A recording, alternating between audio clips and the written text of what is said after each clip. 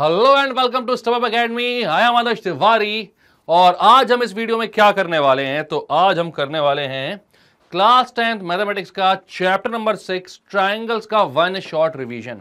मतलब इस एक ही वीडियो में आप सारे कॉन्सेप्ट्स ट्रायंगल चैप्टर के समझेंगे और उसके बाद उसके सारे इंपॉर्टेंट क्वेश्चंस भी साथ में ही करते जाएंगे। मतलब एक कॉन्सेप्ट समझा और उसके question, then concept then questions. मतलब कि यहां पर इस वीडियो को देखने के बाद आप कोई सी भी बुक उठाकर सॉल्व करने बैठ जाओ, चाहे एनसीईआरटी हो, आरडी शर्मा हो, आरएस अग्रवाल हो, प्रीवियस ईयर्स क्वेश्चंस हो या सैंपल पेपर हो, कुछ भी सॉल्व करने बैठ जाना, सब कुछ आसानी से सॉल्व हो जाएगा। इतना सफिशिएंट वीडियो ये होगा। ठीक है, तो बिना टाइम वेस्ट किए स्टार्ट करते हैं अपना चैप्टर नंबर 6 ट्राइंगल्स।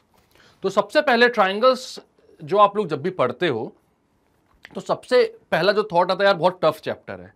तो मैं ये आपको क्लियर कर दूं कि ट्रायंगल्स बिल्कुल भी टफ चैप्टर नहीं है। अगर आपने इसकी नब्ज पकड़ ली ना, मतलब कि समझ लिए कि भाई ट्रायंगल में एक्चुअल में क्या लगता है, तो फिर यही चैप्टर सबसे स्कोरिंग हो जाता है।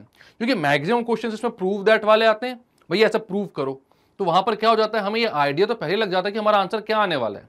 हम ब्लाइंड नहीं खेल रहे होते, वहां पर हमें पता होता है कि भाई पहुंचना कहां तक है, डेस्टिनेशन पता, बस रास्ता ढूंढना है। तो अगर कॉन्सेप्ट्स क्लियर हैं तो रास्ते की स्टार्टिंग तो मिलनी है और फिर डेस्टिनेशन तक पहुंचने के लिए आप उस पर कैलकुलेशंस कर सकते हो, क्योंकि हमने प्रैक्टिस करी होगी। तो ये जो चैप्टर है बहुत इजी और श्योर शॉर्ट पूरे नंबर दिलवाने वाला बन जाता है। तो यहां पर सब कुछ समझते हुए चलो और उसके बाद आपको कभी भी इस चैप्टर में दिक्कत नहीं होगी। ट्राइंगल्स चैप्टर का नाम है, मुझे नहीं समझ में आया कि सिमिलर ट्राइंगल से क्यों नहीं रख दिया, क्योंकि सिमिलैरिटी है पूरे चैप्टर में, सिमिलैरिटी के ऊपर ही क्वेश्चन है। लेकिन ठीक है, चलो ट्राइंगल्स नाम है तो ट्राइंगल्स के नाम से ही करते हैं। इससे पहले क्लास 9th में आप लोगों ने कॉन्ग्रुएंट ट्राइंगल्स देखे थे, कॉन्ग्रुएंसी वाला चैप्टर आपने पढ़ा हुआ था। तो कॉन्ग्रुएंट ट्राइंगल्स क्या होते थे, तो जब भी मैं बात कर रहा था किसी भी कॉन्ग्रुएंट फिगर की, तो वहां पर ऐसे फिगर्स की बात होती थी जो एक दूसरे को सुपर इंपोज कर सके। जब एक दूसरे के ऊपर रखें तो एक दूसरे को पूरी तरह से ढक लें, है ना। वहां पर उनके सारे करस्पॉन्डिंग पार्ट्स जो होते थे वो एग्जैक्टली इक्वल होते थे, एग्जैक्टली इक्वल होते थे। मतलब कि देखने में तो सेम सेम होंगे ही, बट हर एक करस्पॉन्डिंग पार्ट कैसा होगा, एकदम इक्वल होगा। बट यहां पर जब बात की जाए सिमिलर की, तो सिमिलर का मतलब क्या हुआ, जैसे एक ताजमहल देखा आपने और उसी ताजमहल का एक छोटा सा रेप्लिका बना लिया, तो वो दोनों कैसे लगेंगे, देखने में एक समान एक जैसे लगेंगे, मतलब कैसे लगेंगे, सिमिलर लगेंगे। लेकिन अगर मैं पूछूंगा क्या एक दूसरे के एग्जैक्टली बराबर हैं वो, तो आप बोलोगे नहीं, मतलब कॉन्ग्रुएंट तो नहीं है बट सिमिलर हैं। ठीक है, तो अब सिमिलर फिगर्स या सिमिलर पॉलीगन्स होने का या सिमिलर ट्राइंगल होने का कुछ क्राइटेरिया फिक्स कर दिए गए हैं कि भाई आप सिमिलर कब बोलोगे और कब नहीं बोलोगे। तो अगर कोई पॉलीगन दूसरे पॉलीगन से सिमिलर है तो एग्जैक्टली इक्वल हो, नहीं हो इक्वल तो भी चलेगा, बट वो शेप और शेप जो है उसका, साइज नहीं, शेप जो है वो एग्जैक्टली सिमिलर होना चाहिए। और किसी भी पॉलीगन का अगर शेप सिमिलर करना है तो उनके जो सारे एंगल्स हैं वो इक्वल होना चाहिए और उनके सारे साइड्स जो है, जो करस्पॉन्डिंग साइड्स हैं वो प्रोपोर्शनल होने चाहिए। सारे करस्पॉन्डिंग एंगल्स इक्वल होने चाहिए और सारे करस्पॉन्डिंग साइड्स प्रोपोर्शनल होने चाहिए। मतलब मैंने बोला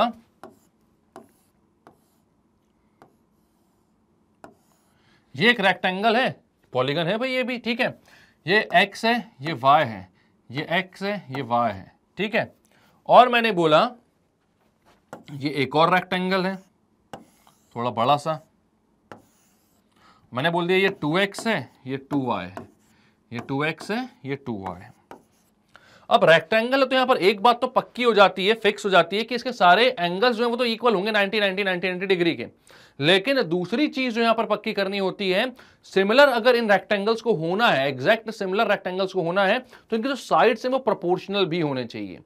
मतलब कि इसका करस्पॉन्डिंग साइड x और यहां पर उस करस्पॉन्डिंग साइड क्या है, 2x। ठीक है, अगर इसका मैं नाम दूं a b c d और मैं यहां पर देता हूं p q r s, तो आपसे अगर मैं पूछूंगा यहां पर कि भाई ए बी सी डी जो है उसका साइड एबी के एडी के करस्पॉन्डिंग कौन सा साइड है यहां पर, तो आप बोलोगे पीएस है। तो एडी अपॉन पीएस का रेशियो क्या आ रहा है, यह आ रहा है एक्स अपॉन 2x यानी 1/2। अब मैं पूछूं एबी के करस्पॉन्डिंग कौन सा, तो पी क्यू है, तो एबी अपॉन पी क्यू का रेशियो क्या आ रहा है, तो ये भी X upon 2x, sorry Y upon 2y यानी कि 1/2। तो यहां ये बात एकदम क्लियर है कि भाई सारे ही साइड्स को देख लो, ये भी y/2y आएगा, ये भी x/2x आएगा, तो सारे साइड्स का रेशियो 1/2 आएगा। मतलब इसके साइड्स जो है वो प्रोपोर्शनल है और एंगल सारे इक्वल हैं। किसी भी पॉलीगन को अगर सिमिलर होना है तो उसके साइड्स प्रोपोर्शनल होने चाहिए और एंगल इक्वल होने चाहिए। ठीक है, अब यहां पर अगर मैं कोई दूसरा ऐसा रेक्टेंगल ले लेता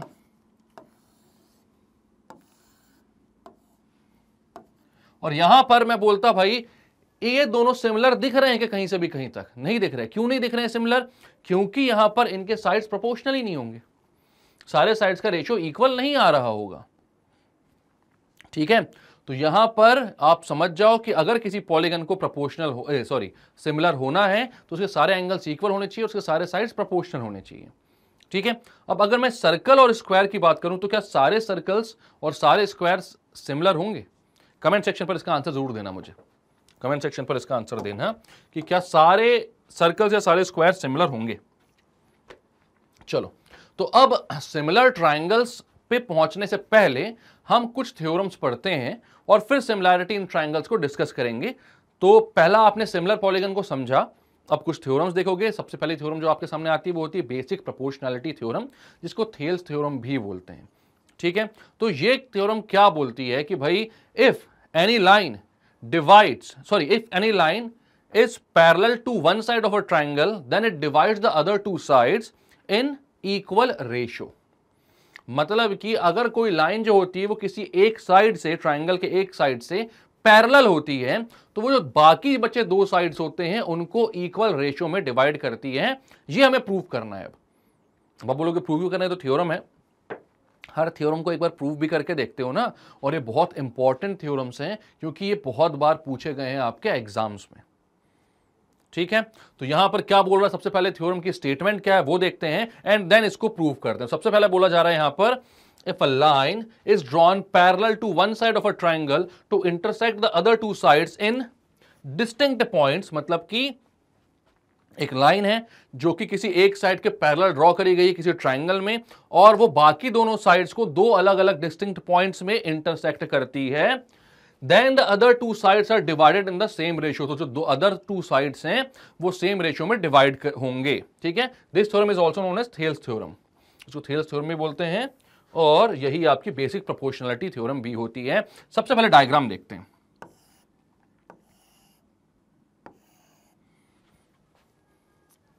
ठीक है,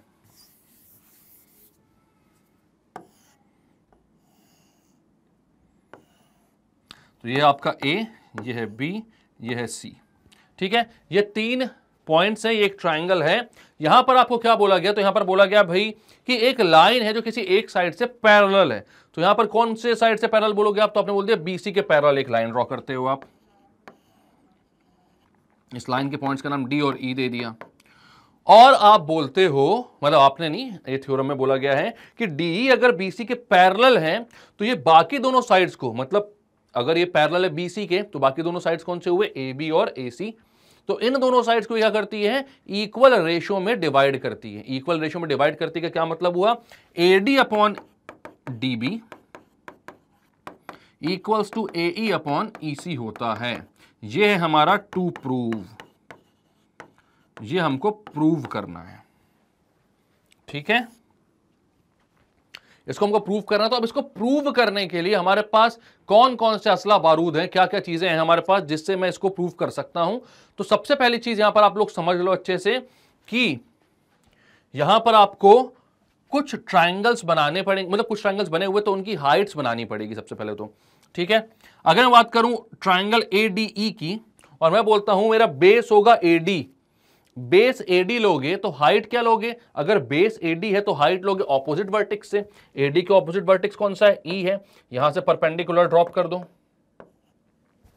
तो EF हो गया आपका, EF हो गया आपका एक परपेंडिकुलर, और दूसरा परपेंडिकुलर अगर मैं बोलता हूं AE जो है ये आपका क्या है, AE आपका बेस है तो परपेंडिकुलर क्या हो जाएगा, तो ये हो गया आपका DG, DG आपका एक परपेंडिकुलर हो गया।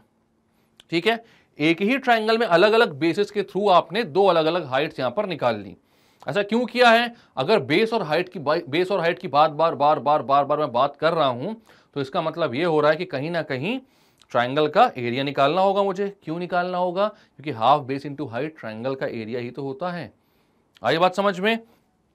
अब यहां पर देखो, अगर मैं पॉइंट DC और पॉइंट BE को ज्वाइन कर दूं तो भी मेरे पास दो ट्राइंगल्स दिख रहे हैं, मतलब ट्राइंगल्स तो 4-5 दिख रहे हैं, बट यहां पर मेन जो दो ट्राइंगल्स पर आपको नजर जानी चाहिए वो एक ट्राइंगल है ट्राइंगल DBE और एक ट्राइंगल है ट्राइंगल DEC। मैं अगर आपसे पूछूं कि भाई एरिया ऑफ ट्राइंगल क्या होता है, तो एरिया ऑफ ट्राइंगल होता है, सभी को पता है, हाफ बेस इंटू हाइट। ये होता है एरिया ऑफ ट्राइंगल। तो अगर area of triangle half base into height है, मैं बोलता हूं कि ट्राइंगल DBE की हाइट कहां होगी। तो आप बोलोगे DBE की हाइट किधर है यार, दिख क्यों नहीं रही है, समझ क्यों नहीं आ रहा है? तो यहां पर आप देखोगे, मतलब जरूरी नहीं कि ऐसा बोलो, कई लोगों को आ जाएगा समझ में, कई लोगों को अगर नहीं आता तो फिर वो बोलेगा ऐसा। ऐसे एकदम दिल पे मत ले लेना, बोलने का तरीका होता है ये। DBE, ठीक है, इसकी हाइट कहां है, तो ये है EF। अब बहुत से लोग मेरे से ये क्वेश्चन पूछते थे, क्योंकि भाई आज से पहले तक उन लोगों ने सोचा ही नहीं होता था ये चीज। बोलते थे हाइट निकालनी है तो परपेंडिकुलर ड्रॉ कर दो, ये हाइट हो गई, भाई बात बहुत अच्छी है। लेकिन यहां पर तो इसकी हाइट इस ट्राइंगल से बाहर जा रही है, ऐसा कैसे हो सकता है? तो भाई अगर ऑब्ट्यूज एंगल ट्राइंगल है, ऑब्ट्यूज एंगल ट्राइंगल है, तो यहां पर अगर मैं बोलूंगा इस पॉइंट से बेस पर परपेंडिकुलर खींचो, तो भाई इसके अंदर खींचोगे तो 90 डिग्री तो बन ही नहीं पाएगा। तो आपको अगर परपेंडिकुलर ड्रॉप करना है तो यहां से इसको आप आगे बढ़ाते हो और यहां से परपेंडिकुलर ड्रॉप करते हो। तो ऑब्ट्यूज एंगल ट्राइंगल के केस में जो हाइट आती है वो बाहर आती है, इसलिए ट्राइंगल DBE की हाइट होगी EF और ट्राइंगल DEC की हाइट होगी DG। ठीक है, बेस एक बार DB लोगे हाइट EF हो जाएगी, बेस CE लोगे तो हाइट DG हो जाएगी। अगर आप ट्राइंगल ADE का एरिया निकालने जाओ तो दो तरीके से निकाल सकते हो, मतलब तीसरा भी तरीका है, कोई दिक्कत नहीं, लेकिन अभी यहां पर इस क्वेश्चन में हम दो तरीके से निकालेंगे। एक बार बेस AD लेंगे तो हाइट हो जाएगी EF, एक बार बेस AE लेंगे तो हाइट हो जाएगी DG। क्लियर है? अब मैं आपसे बोलता हूं कि क्या करोगे आगे, तो अब यहां पर आप बोलते हो ट्राइंगल्स के एरियाज लेना चालू करते हो। तो आप बोलते हो area of triangle ADE, area of triangle ADE, ADE का ट्राइंगल का एरिया ले रहे हो और बेस ले रहे हो आप AD को, AD एज बेस। आप बेस किसको ले रहे हो? AD को। तो हो जाएगा half into base into height होता है, तो हाफ इंटू बेस कितना है AD इंटू हाइट कितनी है EF। ये हो गई इक्वेशन 1। आप बोलते हो एरिया ऑफ ट्राइंगल ADE के, अगर जो बेस AD है तो बेस AD के साइड कौन सा है, तो साइड यहां पर DBE एक ट्राइंगल दिख रहा है, तो बोलते हो area of triangle DBE, area of triangle DBE। ठीक है, DBE का एरिया लोगे तो half DB base and height EF, तो आप बोलते हो हाफ DB इंटू EF। ये हो गया सेकंड। अब आप similar steps right hand side पर भी लेते हो, तो एक बार लेते हो ट्राइंगल ADE का area AE as base, area of triangle ADE again, और इस बार बेस क्या है AE है, ये हो जाएगा half AE into DG, equation 3। And area of triangle आप कौन सा लोगे DEC, तो ये क्या हो जाएगा half EC into DG, half EC into DG। अब देखो यहां पर अगर आप इक्वेशन 1 और 2 को डिवाइड करते हो तो लेफ्ट हैंड साइड में क्या आएगा, area of triangle ADE upon area of triangle DBE, और राइट हैंड साइड पर क्या आएगा, तो half AD into EF upon half DB into EF। ये दोनों चीजें आएंगी, बट यहां पर आपको साफ साफ दिख रहा है हाफ से हाफ कैंसिल हो जाएगा, EF से EF कैंसिल हो जाएगा, बचेगा क्या AD अपॉन DB, जो कि यहां पर भी दिख रहा है लेफ्ट हैंड साइड पर। और जब इन दोनों को डिवाइड करोगे तो similarly area of triangle ADE upon area of triangle DEC आएगा लेफ्ट हैंड साइड पर, और राइट हैंड साइड पर हाफ हाफ और DG कैंसिल, बचेगा AE अपॉन EC, जो कि यहां पर दिख रहा है। मतलब कि हमें इन्हीं दोनों इक्वेशंस को इक्वल प्रूव करना होगा। तो आप सबसे पहले लिखते हो डिवाइडिंग इक्वेशन 1/2 एंड 3/4। इक्वेशन 1 को 2 से और इक्वेशन 3 को 4 से डिवाइड करो। जब डिवाइड करोगे तो लेफ्ट हैंड साइड पर क्या आएगा, area of triangle ADE upon area of triangle DBE equals to half से हाफ कैंसल, EF से EF कैंसल, उधर बचेगा AD अपॉन DB। इक्वेशन कितनी हो गई भाई? 5वीं। ठीक है, और यहां पर क्या आएगा? यहां पे area of triangle ADE upon area of triangle DEC, और यहां पर क्या आएगा? तो इस साइड आएगा भाई हाफ से हाफ कैंसल, DG से DG cancel, AE upon EC। अब इन दोनों को अगर इक्वल प्रूव करना, मतलब इनके लेफ्ट हैंड साइड वाले भी पार्ट्स जो हैं वो इक्वल हो रहे होंगे, तो यहां पर देखोगे आप तो यहां पर एरिया ऑफ ट्राइंगल AD दोनों के न्यूमरेटर में आ रहा है। डिनोमिनेटर की चीज अगर मैंने इक्वल प्रूव कर दी तो ये दोनों इक्वल हो गए, ये मेरा काम हो जाएगा। लेकिन डिनोमिनेटर के एरियाज इक्वल होंगे क्या? क्योंकि न्यूमरेटर तो सेम है, एरिया ऑफ ट्राइंगल AD। भाई किसी को भी बेस लो, एरिया सेम आएगा। ठीक है, तो एरिया ऑफ ट्राइंगल AD तो ऊपर सही है, डिनोमिनेटर की चीज को आप कैसे इक्वल प्रूव कर सकते हो? तो देखो एरिया ऑफ ट्राइंगल DBE ये ट्राइंगल बन रहा है, और एरिया ऑफ ट्राइंगल DEC ये ट्राइंगल बन रहा है।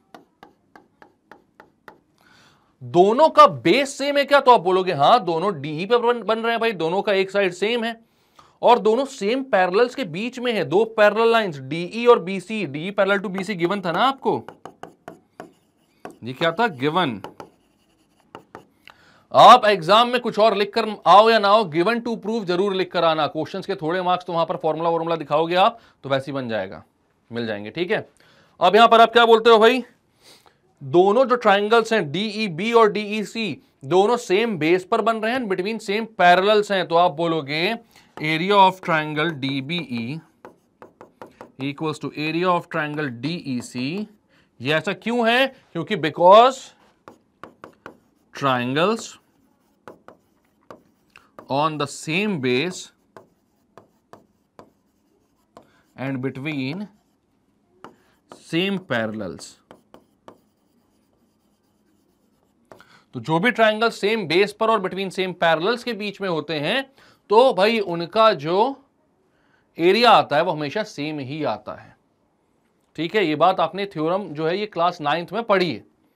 तो यहां पर ये क्या हो रहा है? सेम पैरेलल के बीच में है और सेम बेस पर है, तो इन दोनों का एरिया भी सेम हो गया। तो भाई जब लेफ्ट हैंड साइड वाले इक्वल हो गए तो आप बोलोगे therefore AD upon DB equals to AE upon EC। ये आपको प्रूव करना था और आपने कर दिया प्रूव।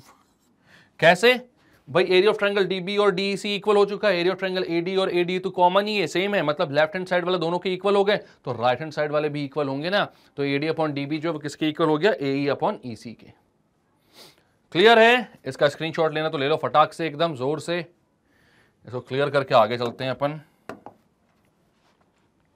तो ऑब्वियस सी बात है कि भाई अभी आपने थ्योरम पढ़ी, बेसिक प्रोपोर्शनैलिटी थ्योरम, और इसके बाद कौन सी थ्योरम आएगी? तो सब जानते हैं कि इसके बाद आएगी converse of basic proportionality theorem. मतलब कि इससे पहले हमको दिया हुआ था कि एक ट्राइंगल है, ट्राइंगल में क्या है? तो ट्राइंगल में जो बेस है, मतलब एक साइड है, उसके पैरेलल एक लाइन जा रही है जो कि बाकी दोनों साइड्स को कोई 2 डिस्टिंक्ट पॉइंट्स पे कट कर रही है। तो हमको प्रूव करना था कि वो सेम रेशियो में डिवाइड करेगी। अब हमको यहां पर दिया होता है कन्वर्स में कि भाई एक लाइन है जो कि 2 साइड्स को सेम रेशियो में डिवाइड कर रही है, तो बताओ भाई कि क्या वो तीसरे साइड के पैरेलल होगी या फिर नहीं होगी? तो थ्योरम क्या बोलती है? तो थ्योरम बोलती है if a line divides any 2 sides of a triangle in the same ratio, तो किन्हीं भी 2 साइड्स को सेम रेशियो में डिवाइड करती है, then the line is parallel to the third side, तो जो लाइन होगी वो तीसरे साइड के साथ पैरेलल होगी। ऐसा यहां पर ये बोल रहे हैं, तो उसको प्रूफ करना पड़ेगा। तो हम क्या बोलते हैं भाई? ट्रायंगल है हमारे पास,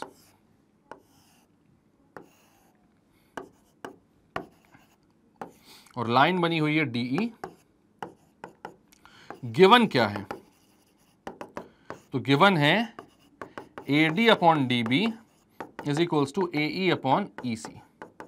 ये आपको गिवन है, ठीक है, कि भाई ये इक्वल रेशियोज में डिवाइड तो कर रही है। प्रूव क्या करना है? टू प्रूव का क्या किस्सा है यहां पर? तो टू प्रूव का किस्सा है कि DE पैरेलल टू BC, ये आपको प्रूव करना है। क्लियर है बात? तो ये अगर आपको प्रूव करना है तो यहां पर एक बात आपको एकदम समझकर चलनी है कि भाई पहले जो चीज लोगे आप वो ये लोगे कि DE जो है वो पैरेलल नहीं है BC के। तो आप बोलते हो let DE be is not parallel to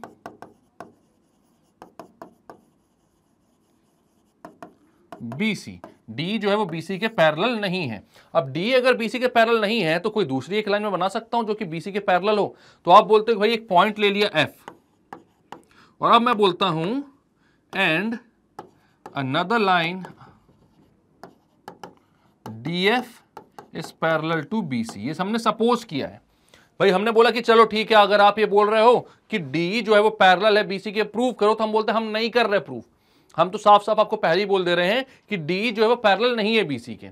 और एक दूसरा पॉइंट है F, और DF लाइन जो बन रही है वो पैरेलल है BC के, क्योंकि भाई अगर D नहीं तो कोई दूसरी लाइन तो होगी ना पैरेलल। तो हमने बोल दिया भाई DF पैरेलल है BC के।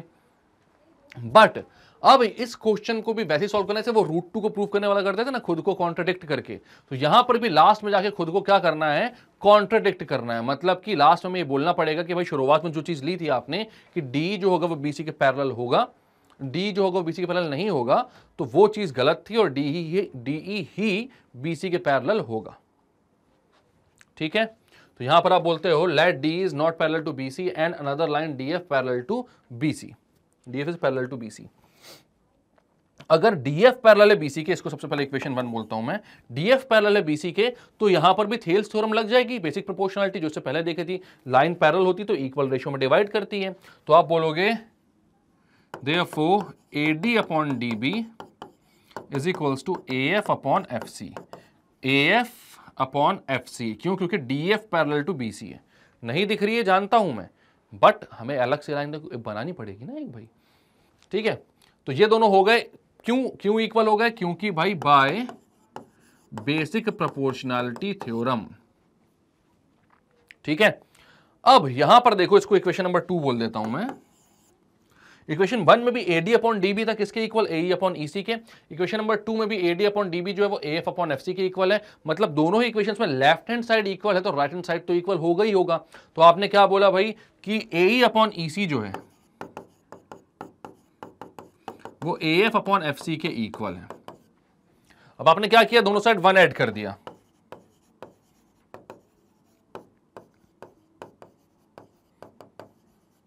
वन क्यों ऐड किया? तो आपको साफ दिख रहा था कि AE अपॉन EC है, AE अपॉन EC। अगर इसमें 1 ऐड कर दोगे आप तो कितना हो जाएगा? AE upon EC plus 1। तो AE अपॉन EC प्लस 1 कितना हो जाएगा? इस साइड भी 1 ऐड कर देता हूं, कितना हो जाएगा बता रहा हूं। ये एलसीएम लेकर जब ऐड करोगे तो AE और ये EC इधर जाएगा, तो AE plus EC upon EC हो जाएगा। AE प्लस EC कितना हो जाएगा? तो पूरा AC हो जाएगा। Similarly AF plus FC, AF plus FC कितना हो जाएगा? तो वो भी AC हो जाएगा। तो ये कितना आ रहा है? सबसे पहले तो ये लिखते हैं AE plus EC upon EC equals to AF plus FC upon FC। Clear है? अब यहां पर आप बोलते हो AE अपॉन EC कितना होगा? AE अपॉन EC, तो ये पूरा मिलाकर कितना हो रहा है? AC। और AF upon FC, AF upon FC कितना हो रहा है? तो ये भी कितना हो रहा है? पूरा AC। दोनों मिलाकर AC ही हो रहे हैं, तो ये हो जाएगा AC upon EC equals to AC upon FC। AC से AC cancel, EC equals to FC। भैया EC और FC इक्वल आ रहे हैं। इक्वल आ रहे हैं मतलब कि क्या? F और E क्या करेंगे? एक दूसरे पे कोइंसाइड करेंगे। क्या करेंगे? कोइंसाइड करेंगे। क्यों करेंगे कोइंसाइड यार? अब आप सबसे पहले तो यहां पर बोलते हो कि भाई इससे हमें समझ में आया कि EC इक्वल्स टू FC है, EC equals to FC। But दूसरी बात है तीनों कोलिनियर पॉइंट्स है यार, तीनों कोलिनियर्स हैं। और अगर ये कोलिनियर पॉइंट्स है और E और F जो है वो एक दूसरे के ऊपर लाइन नहीं कर रहे हैं, कोइंसिडेंट नहीं कर रहे हैं, तो ये कंडीशन सिर्फ तब पॉसिबल हो सकती है जब C इनके सेंटर में हो, ये E हो, ये F हो, दोनों की जो डिस्टेंस है वो कैसी हो जाए? सेम हो जाए। C से डिस्टेंस E की भी सेम और F की भी सेम, ऐसा हो सकता है। बट यहां पर सेंटर में C अवेलेबल नहीं है। ठीक है, C तो भाई कहां पर है? किनारे है। क्लियर है? तो EC अपॉन FC अगर हो रहा है और दोनों सेम साइड पर हैं, तो सिर्फ तब पॉसिबल है जब F और E क्या करें? कोइंसाइड करें एक ही पॉइंट पर। तो आप बोलोगे therefore we can say that E and F coincides E and F क्या करते हैं, कोइंसाइड करते हैं, ठीक है। तो भाई आपने बोला कि क्योंकि कोलिनियर हैं और दोनों सेम साइड पर आ रहे हैं तो तभी पॉसिबल है जब वो कोइंसाइड करें। तो कोइंसाइड करते हैं तो मतलब क्या हुआ कि अगर आप लिखते हो डीएफ पैरेलल है बीसी के, तो इसी का मतलब है कि डीई पैरेलल है बीसी के, क्योंकि ई और एफ तो सेम पॉइंट हैं। तो आपने बोला therefore DE parallel to BC. यही बोला था आपको प्रूव करने के लिए कि अगर भाई आपने यहां पर क्या किया है, एक ऐसी लाइन ड्रॉ करी किसी ट्रायंगल में कि वो गिवन टू मतलब अदर टू साइड्स को क्या करती है, इक्वल रेशियो में डिवाइड करती है, AD upon DB is equal to AE upon EC। तो प्रूव करो कि वो लाइन पैरेलल भी होगी। तो हमने बोला ठीक है भाई, शुरुआत तो हम ये लेकर चलेंगे कि पैरेलल नहीं होगी, मत होने दो पैरेलल। बट अगर पैरेलल वो नहीं है तो कोई दूसरी लाइन होगी, कोई दूसरी लाइन है तो हमने DF बना दिया। और DF अगर बना दिया मैंने तो भाई थेल्स थ्योरम से AD upon DB equal to AF upon FC भी होगा। फिर मैंने दोनों चीजों को इक्वेट करवाया क्योंकि लेफ्ट हैंड साइड दोनों जगह सेम था। तो हम पहुंचे EC इक्वल टू FC तक। EC और FC इक्वल हैं तो ये तभी पॉसिबल है जब दोनों पॉइंट्स कोइंसाइड करें, क्योंकि सेम लाइन पर आ रहे हैं और सेम साइड ऑफ C आ रहे हैं। अलग अलग साइड आते तो आप फिर इक्वल कर सकते थे, भाई सेंटर पे C आ रहा है, दोनों से डिस्टेंस कैसी होगी, सेम होगी, कर सकते थे। बट यहां पर अभी आप नहीं कर पाओगे क्योंकि दोनों ही सेम साइड पर आ रहे हैं। क्लियर है बात। तो आपने बोला कि भाई अगर सेम साइड पर आ रहे हैं तो वो एक ही केस है जिस केस में F और E कोइंसाइड करेंगे, सिर्फ उसी केस में EC और FC कैसे होंगे, इक्वल होंगे, वरना नहीं होंगे। बात क्लियर है। चलो तो अब क्वेश्चंस पर आ जाते हैं, कुछ क्वेश्चन सॉल्व कर लेते हैं फटाक से।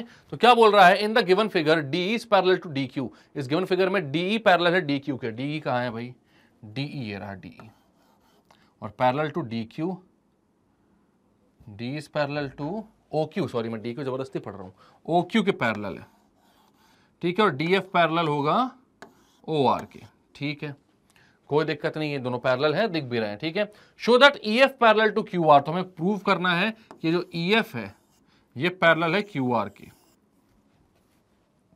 तो यहां पर कन्वर्स ऑफ BPT का थ्योरम लगेगा, क्यों, क्योंकि कहीं पे भी अगर पैरेलल प्रूव करना है तो वो converse of basic proportionality theorem से ही लगता है। रेशियोज इक्वल आ जाते हैं और फिर हम बोल देते हैं by converse of BPT this is parallel to that, ठीक है। तो सबसे पहले आपको क्या दिया हुआ ये देखते हैं। सबसे पहले दिया हुआ ED parallel to OQ, DE parallel OQ। तो भाई DE और OQ पैरेलल हैं तो इन ट्राइंगल POQ आप बोलते हो, in triangle POQ, triangle POQ की बात कर रहा हूं मैं। और यहां पर आप क्या लिखोगे, ED is parallel to OQ,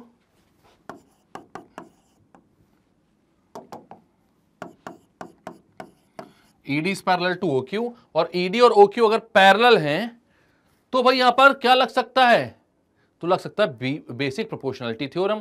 basic proportionality theorem क्या बोलेगा, PE upon EQ is equal to PD upon DO। तो यहां पर आप बोलते हो therefore PE upon EQ equals to PD upon DO, ठीक है। सिमिलर केस किसके साथ होगा, ट्राइंगल POR के साथ, ठीक है। तो आप बोलते हो इन ट्राइंगल POR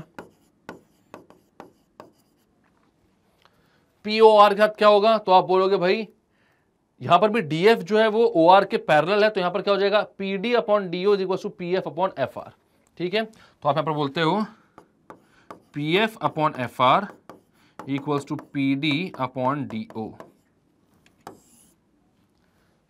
क्लियर है बात। तो अब आप आते हो भाई कि यहां पर PD अपॉन DO और PD अपॉन DO दोनों ही जगह आ रहे हैं। इसको इक्वेशन नंबर 1 बोलो, इसको इक्वेशन नंबर 2 बोलो। दोनों ही जगह अगर सेम आ रहे हैं तो आप क्या करोगे, तो आप यहां पर बोलोगे भाई कि इन दोनों के लेफ्ट हैंड साइड सेम है, sorry right hand side same है, तो लेफ्ट हैंड साइड तो वैसे भी आपके कैसे हो जाएंगे, तो लेफ्ट हैंड साइड आपके इक्वल हो जाएंगे। बात समझ में आई आपको। तो आप बोलते हो PE upon EQ is equals to PF upon FR। तो अब आप बोल सकते हो आराम से भाई कि देखो रेशियोज इक्वल हैं, तो converse of basic proportionality theorem से क्या बोल सकते हो कि अगर रेशियोज इक्वल हैं तो लाइंस कैसी हो जाएंगी, पैरेलल, ठीक है। कैसे, तो आपने बोला भाई PE upon EQ is equals to PF upon FR। ये रेशियोज कैसे हैं, इक्वल हैं। अगर ये रेशियोज इक्वल हैं तो लाइन कौन सी, EF और QR पैरेलल हो जाएंगी भाई। यही तो पॉइंट्स है ना, यही तो पॉइंट्स है, यहां पर समझ में आ रहा है आपको साफ साफ। तो आप बोलोगे देयरफॉर EF पैरेलल QR, कैसे? Bye converse of basic proportionality theorem. तो बेसिक प्रोपोर्शनैलिटी थ्योरम के कन्वर्स से ये कैसे हो गए? प्रूव हो गया कि ये कैसी हैं भाई? Parallel lines. क्लियर है? चलो, अब बोल रहा है ABCD is a trapezium. ABCD एक ट्रेपीजियम है in which AB is parallel to DC. AB जो है वो डीसी के पैरेलल है and its diagonals intersect each other. उसके डायगोनल्स इंटरसेक्ट करते हैं ईच अदर को एट पॉइंट ओ। ठीक है, show that AO upon BO equal to CO upon DO. तो यहां पर आपको बोला गया है कि एबीसीडी एक ट्रेपीजियम है। ट्रेपीजियम बना लो भाई, बनाते आता है कि नहीं? ट्रेपीजियम बनाते आता होगा ना, जिसके दो साइड्स पैरेलल होते हैं, बाकी दो साइड्स जो चाहे वो हो सकते हैं। ठीक है, मतलब पैरेलल नहीं होते हैं। आपने यहां पर क्या बोला कि AB और DC जो है वो पैरेलल है, ये दोनों पैरेलल लाइंस हैं। ठीक है, and its diagonals intersect each other eight point O। तो डायगोनल्स जो हैं वो O पॉइंट पर इंटरसेक्ट करते हैं, इसको मैं O बोल देता हूं। ठीक है, तो अब प्रूफ क्या करना? तो प्रूफ करना AO upon BO, AO upon BO। ओहो, हमने तो अलग काम किया है। Equal to CO upon DO। ठीक है, हीरो बन रहे हैं ज्यादा, कोई दिक्कत नहीं। अपन को बोल रहे हैं प्रूफ करने को कि AO अपॉन BO जो होगा वो CO अपॉन DO के इक्वल है। आपको क्या है? To prove. हमने बोला ठीक है, कोई दिक्कत की बात नहीं है। यहां पर आप क्या करते हो? आप एक लाइन पैरेलल खींचते हो। यहां पर किसके पैरेलल? तो आप लाइन खींचते हो पैरेलल अपने डीसी के या एबी के, किसी भी एक के। मतलब एक के खींचोगे तो दूसरे से तो अपने आप पैरेलल हो जाएगा ना। तो आपने बोला आप लाइन खींचते हो पी ओ आर। ठीक है, तो यहां पर कंस्ट्रक्शन लिखते हो आप। Construction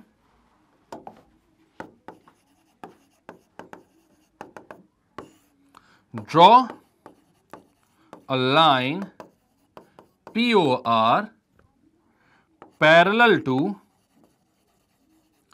AB, parallel to AB and hence DC। मतलब आपने कंस्ट्रक्ट करवाया एक लाइन POR जो कि पैरेलल है AB के, और AB के पैरेलल है इसलिए DC के भी पैरेलल है। ठीक है, अब मैं बोलता हूं in a triangle ADB, in triangle ADB। देखना भाई, है ना, समझना इस बात को। ADB ट्राइंगल में आ रहे हो आप। ठीक है, PO जो होगा वो AB के पैरेलल होगा। भाई PR पैरेलल है तो PO तो पैरेलल होगा ही ना, उसी के तो पार्ट है वो। तो बोलोगे PO is parallel to AB। अब PO अगर AB के पैरेलल है तो आप बोल सकते हो AP upon PD is equals to, sorry उल्टा बोल दिया मैंने, DP upon PA is equal to DO upon BO। ठीक है, तो आप बोलते हैं यहां पर DP upon PA is equals to DO upon BO। ऐसा कैसे बोल सकते हो? तो आप ऐसा बोल सकते हो बाय बेसिक प्रोपोर्शनैलिटी थ्योरम। इसको इक्वेशन नंबर 1 बोलो। ठीक है, तो आपने क्या बोल दिया कि भाई अगर लाइन PO और AB पैरेलल हैं तो ट्राइंगल DAB में देखो DP अपॉन PA जो होगा वो DO अपॉन OB के इक्वल होगा। OB बोलो BO बोलो, एक ही बात है। क्लियर है? ये क्वेश्चन 1 हो गई। अब सिमिलरली आप बोलते हो in a triangle ADC, in triangle ADC। ठीक है, याद रखना एक ही साइड के दो ट्राइंगल ले रहा हूं मैं, इधर के ट्राइंगल्स मत लेने लग जाना। कौन सा ट्राइंगल? ट्राइंगल ACB मत लेने लग जाना, जरूरत नहीं है उसकी। आपने क्या बोला? इन अ ट्राइंगल ADC। ठीक है, इन ट्राइंगल ADC। तो ADC में क्या हो जाएगा? तो आपने फिर से बोला PO is parallel to DC। PO AB के पैरेलल था तो DC के पैरेलल था ही, हमने लिखा हुआ है वो चीज। तो आपने बोला PO पैरेलल टू DC। अब PO अगर DC के पैरेलल है तो यहां पर आप बोल सकते हो AP upon PD is equal to AO upon OC। तो बोल दो भाई AP upon PD is equal to AO upon OC।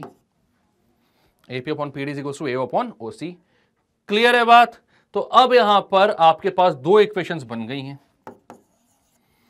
यहां पर देखो DP अपॉन PA है, यहां पर AP अपॉन PD, बात वही है। इसको भी AP अपॉन PD बोल सकते हो आप। रेसिप्रोकल ले लो इनका, तो ये हो जाएगा PD upon AP is equals to OC upon AO, OC upon AO। ठीक है, इसको इक्वेशन नंबर 3 बोल दो। ठीक है, यहां पर रेसिप्रोकल बस लिया आपने। रेसिप्रोकल क्यों लिया? क्योंकि आप चाहते हो कि दोनों के लेफ्ट हैंड साइड सेम बन जाए भाई। यहां पर भी ऊपर PD है, यहां पर भी ऊपर PD है, PD DP एक ही बात है। यहां पर P है, यहां पर भी PA है, तो आप बोलते हो भाई लेफ्ट हैंड साइड दोनों के इक्वल है। तो फ्रॉम इक्वेशन 1 एंड 3, इक्वेशन 1 और 3 से आप यहां पर साफ साफ बोल सकते हो कि भाई DO upon BO is equal to OC upon AO, DO upon BO is equal to OC upon AO। Prove क्या करना था? AO के अपॉन में BO चाहिए था, AO के अपॉन में BO चाहिए था, CO के अपॉन में DO चाहिए था। तो OC को CO बोल सकते हो, कोई दिक्कत नहीं है भाई। AO को यहां पर भेजो और OC को यहां पर भेजो, नहीं सॉरी OC तो वहीं रहेगा। AO को यहां पर भेजो, DO को यहां पर भेजो, तो ये क्या हो जाएगा? तो ये हो जाएगा AO upon BO equal to OC को CO बोल देता हूं, CO अपॉन DO। यही प्रूव करना था, इंटरचेंज थोड़ा सा किया, आंसर आ गया। जो हमसे बोला गया था कि प्रूव करके बताओ वो हमने कर दिया प्रूव, इसमें कोई दिक्कत की बात है नहीं। क्लियर है बात? कोई दिक्कत कोई परेशानी है आपको यहां पर? तो क्या हुआ, तो आपसे बोला गया था भाई कि ट्रापीजियम है जहां पर AB और DC पैरेलल हैं, तो और उनके जो क्या बोलते हैं डायगोनल्स हैं वो इंटरसेक्ट करते हैं O पॉइंट पर। तो हमें बताना था कि AO upon OC is equal to AO upon OB is equal to CO upon DO है। तो हमने सबसे पहले तो भाई यहां पर एक लाइन खींची POR जो कि पैरेलल थी AB से पैरेलल थी, तो भाई DC से अपने आप पैरेलल हो गई। अब ये दोनों पैरेलल लाइंस हो गई थी, तो हमने बोला ट्राइंगल ADB में PO is parallel to AB, PO parallel है AB के, तो यहां पर क्या हो जाएगा DP upon PA is equal to DO upon OB। एक इक्वेशन ये बनाई। देन आपने बोला ट्राइंगल ADC में PO पैरेलल है DC के, तो यहां पर क्या हो जाएगा AP upon PD is equal to AO upon OC। आपने क्या कर दिया? रेसिप्रोकल दिया दोनों का, तो लेफ्ट हैंड साइड वाले सेम बन गए दोनों इक्वेशंस के, राइट हैंड साइड वालों को इक्वल किया, थोड़ा सा इंटरचेंज किया चीजों को, और जो चीज प्रूव करनी थी वहां तक आप पहुंच गए। यही तो बोलता हूं कि यहां पर प्रूव जो करना है वो पहले से पता है आपको, तो आपको पता डेस्टिनेशन क्या है, और डेस्टिनेशन पता है तो रास्ता कहीं ना कहीं से तो हम ढूंढ ही लेंगे ना यार वहां तक पहुंचने का। चलो नेक्स्ट क्या है, तो अब आता है criteria for similarity of triangles. तो दो ट्राइंगल सिमिलर कब होते हैं? सबसे पहले तो मैं ये बताता हूं आपको, two triangles are similar if, पहला पॉइंट होता है their corresponding angles are equal. जब उनके करस्पॉन्डिंग एंगल्स इक्वल होते हैं, और व्हेन देयर करस्पॉन्डिंग साइड्स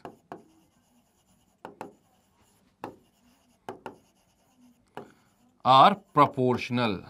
तो उनके करस्पॉन्डिंग साइड्स जो होते हैं वो कैसे होते हैं? प्रोपोर्शनल होते हैं।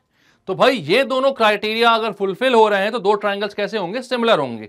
फॉर एन एग्जांपल अगर मैं आपको यहां पर ट्राइंगल का डायग्राम बनाकर बताऊं, ये एक ट्राइंगल है, यहां पर मैं बोलता हूं ABC, और ये एक ट्राइंगल है, इसका नाम है PQR।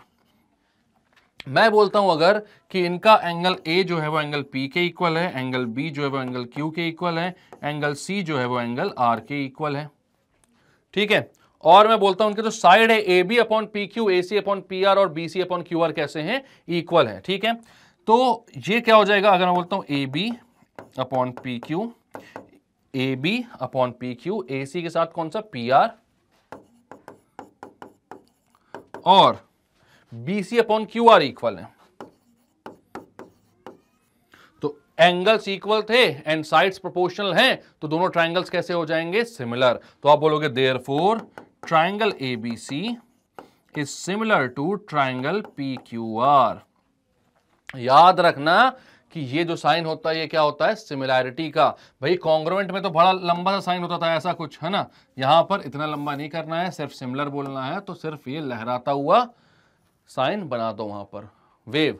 ठीक है, तो ये हो गया सिमिलैरिटी का साइन। और दूसरी बात जो याद रखनी है भाई कि नाम कैसे लिखते हैं ट्राइंगल का। सिमिलर ट्राइंगल में ये एक बहुत इंपॉर्टेंट चीज होती है कि ट्राइंगल्स जब सिमिलर है, सेम कॉन्ग्रुएंट ट्राइंगल्स में भी था, तो सिमिलर ट्राइंगल्स में भी यहां पर क्या है कि ट्राइंगल्स का नाम लिखना बहुत इंपॉर्टेंट होता है। नाम लिखना मतलब क्या, जैसे मैंने यहां पर बोला ABC, तो वो सिमिलर होगा PQR के। अगर एंगल A और एंगल P इक्वल है, एंगल B और एंगल Q इक्वल है, एंगल C और एंगल R इक्वल है, तो ABC सिमिलर होगा PQR के। इसको आप ये नहीं बोल सकते कि ABC सिमिलर है QRP के, ये डिफरेंट चीज हो जाएगी एकदम। ABC किसके सिमिलर होगा, PQR के। करस्पॉन्डिंग पार्ट्स के नाम ही साथ में लिखे जाते हैं। और देखो अगर ये लिख दिया आपने तो ये रेशियोज निकालना बड़ा आसान भी हो जाता है। अगर दो ट्राइंगल्स को आपने सिमिलर प्रूव कर दिया तो AB अपॉन PQ, ये देखो, BC अपॉन QR, ये देखो, और AC अपॉन PR, ये देखो। पहले दो की जोड़ी लो, बाद के दो की जोड़ी लो, और एक छोड़कर दूसरे की, मतलब A के बाद एक छोड़ा फिर तीसरे पे आ गए, और P के बाद एक छोड़ा फिर तीसरे पे आ गए, इनकी जोड़ी लो और इनको रेशियोज में लिख दो। तो साइड्स आपको समझ में आ जाते हैं कि कौन से साइड्स जो है वो प्रोपोर्शनल है।